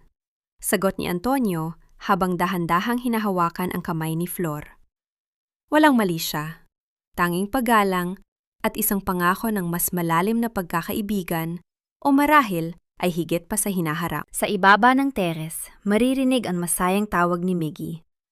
Ang bata ay tumatakbo sa damuhan kasama ang isang bagong tuta na regalo ni Antonio. Ang kanyang tawa ay malinaw, puno ng buhay, at wala ng bakas ng sakit. Ang matagumpay na operasyon sa kanyang puso ay hindi lamang nagligtas sa kanyang buhay, kundi nagbigay din sa kanya ng pagkakataong maging isang normal na bata. Ang bawat hakbang ni Miggy sa damuhan ay tila isang himala na ipinagkaloob ng langit kay Flor. Lumingon si Flor sa loob ng mansyon. Nakita niya si Aling Nena na maayos na naglalatag ng merienda sa lamesa. Ang bawat sulok ng bahay ay maliwanag na ngayon. Ang mga mabibigat at madidilim na kurtina na gusto ni Doña Matilda ay pinalitan na ni Flor ng mga manipis at mapuputing tela na sumasayaw sa ihip ng hangin. Ngunit higit sa material na bagay, ang pinakamalaking pagbabago ay nasa loob ni Flor. Hindi na siya ang babaeng nakayuko. Ang kanyang boses ay may otoridad na, at ang kanyang mga mata ay may kintab ng pag-asa. Sinimulan na niya ang Teodoro Delisa Foundation, isang organisasyong tumutulong sa mga kababaihang biktima ng pang-aabuso at mga inang walang pambayad sa ospital para sa kanilang mga anak. Maari na tayong magsimula, Flor. Wika ni Antonio habang itinuturo ang mga dokumento para sa unang charity gala na si Flor mismo ang magpapatakbo. Ang lahat ay handa na para sa iyong unang proyekto. Ngumiti si Flor. Isang tunay at tapat na ngiti. Ito ang buhay na gusto ni Papa para sa akin. Ang gamitin ng yaman, hindi para sa luho, kundi para sa serbisyo. Sa gitna ng katahimikan ng hapon, naalala ni Flor ang huling balita tungkol kay Alejandro at Matilda. Ang balitang sila ay nahatulan na ng habambuhay na pagkabilanggo. Ang pot na dati ay sumasakal sa kanya ay wala na. Napagtanto niya na ang tunay na kapatawaran ay hindi ang pagkalimot sa ginawa nila, kundi ang pagpapalaya sa sarili mula sa galit na nagbubuklod sa kanya sa kanila. Habang pinapanood ang papalubog na araw na nagbibigay ng gintong kulay sa buong paligid, naramdaman ni Flor ang isang malalim na kapayapaan. Ang bagyo ay lumipas na. Ang mga sugat ay naging mga peklat na lamang na nagpapaalala sa kanya ng kanyang katapangan. Tumingin siya sa langit at bumulong. Salamat, Papa. Ligtas na kami. Masaya na kami. Ito ang bagong simula ni Flor de Lisa. Isang simula na puno ng pag-ibig, katarungan, at isang bukas na hindi na kailanman muling magdidilim. Sa paglipas ng 1 taon, ang mga alaala ng bagyo ay tila naging malalayong kulog na lamang na hindi na nakakatakot pakinggan. Ang mansyong de Lisa ay hindi na isang kuta ng mga lihim at put. Ito ay naging isang tahanan na punong-puno ng liwanag at tunog ng masayang tawanan. Sa bawat sulok ng bahay, ang amoy ng luma at amag na kasinungalingan ay tuluyan ng napalitan ng bango ng mga sariwang bulaklak at bagong luto na merienda ni Aling Nena. Nakatayo si Flor sa balkonahe. Pinagmamasdan ang unt-unting paglubog ng araw na nagbibigay ng kulay kahel at lila sa kalangitan ng Maynila. Sa kanyang mga kamay, hawak niya ang isang maliit na medalya, ang unang karangalang nakuha ni Miggy sa paaralan. Ang bata, na dati ay halos hindi makahinga sa loob ng isang madilim na silid, ay isa na ngayon sa pinakamalakas at pinakamatalinong mag-aaral sa kanyang klase. Bawat tibok ng puso ni Miggy ay isang himno ng tagumpay para kay Flor. Mama, tignan mo po ang drawing ko! Ang masiglang tawag ni Miggy habang tumatakbo patungo sa kanya. Ipinakita ng bata ang isang larawan ng 3 tao na magkakahawak kamay sa ilalim ng isang malaking puno. Naramdaman ni Flor ang isang matinding init sa kanyang dibdib. Napakaganda, anak. Sino-sino ang mga ito? Kayo po ito, Mama. Si Attorney Antonio at ako. Nakanghiting sagot ni Miggy. Sabi po kasi ni Tito Antonio, tayo raw ang bagong pamilya. Napatingin si Flor kay Antonio na noon ay kakapasok pa lamang sa terrace. Ang lalaki ay nakangiti. Ang kanyang mga mata ay puno ng paghanga at isang uri ng katapatan na hindi kailanman nagbago mula ng unang gabi ng kanilang pagkikita sa ulan.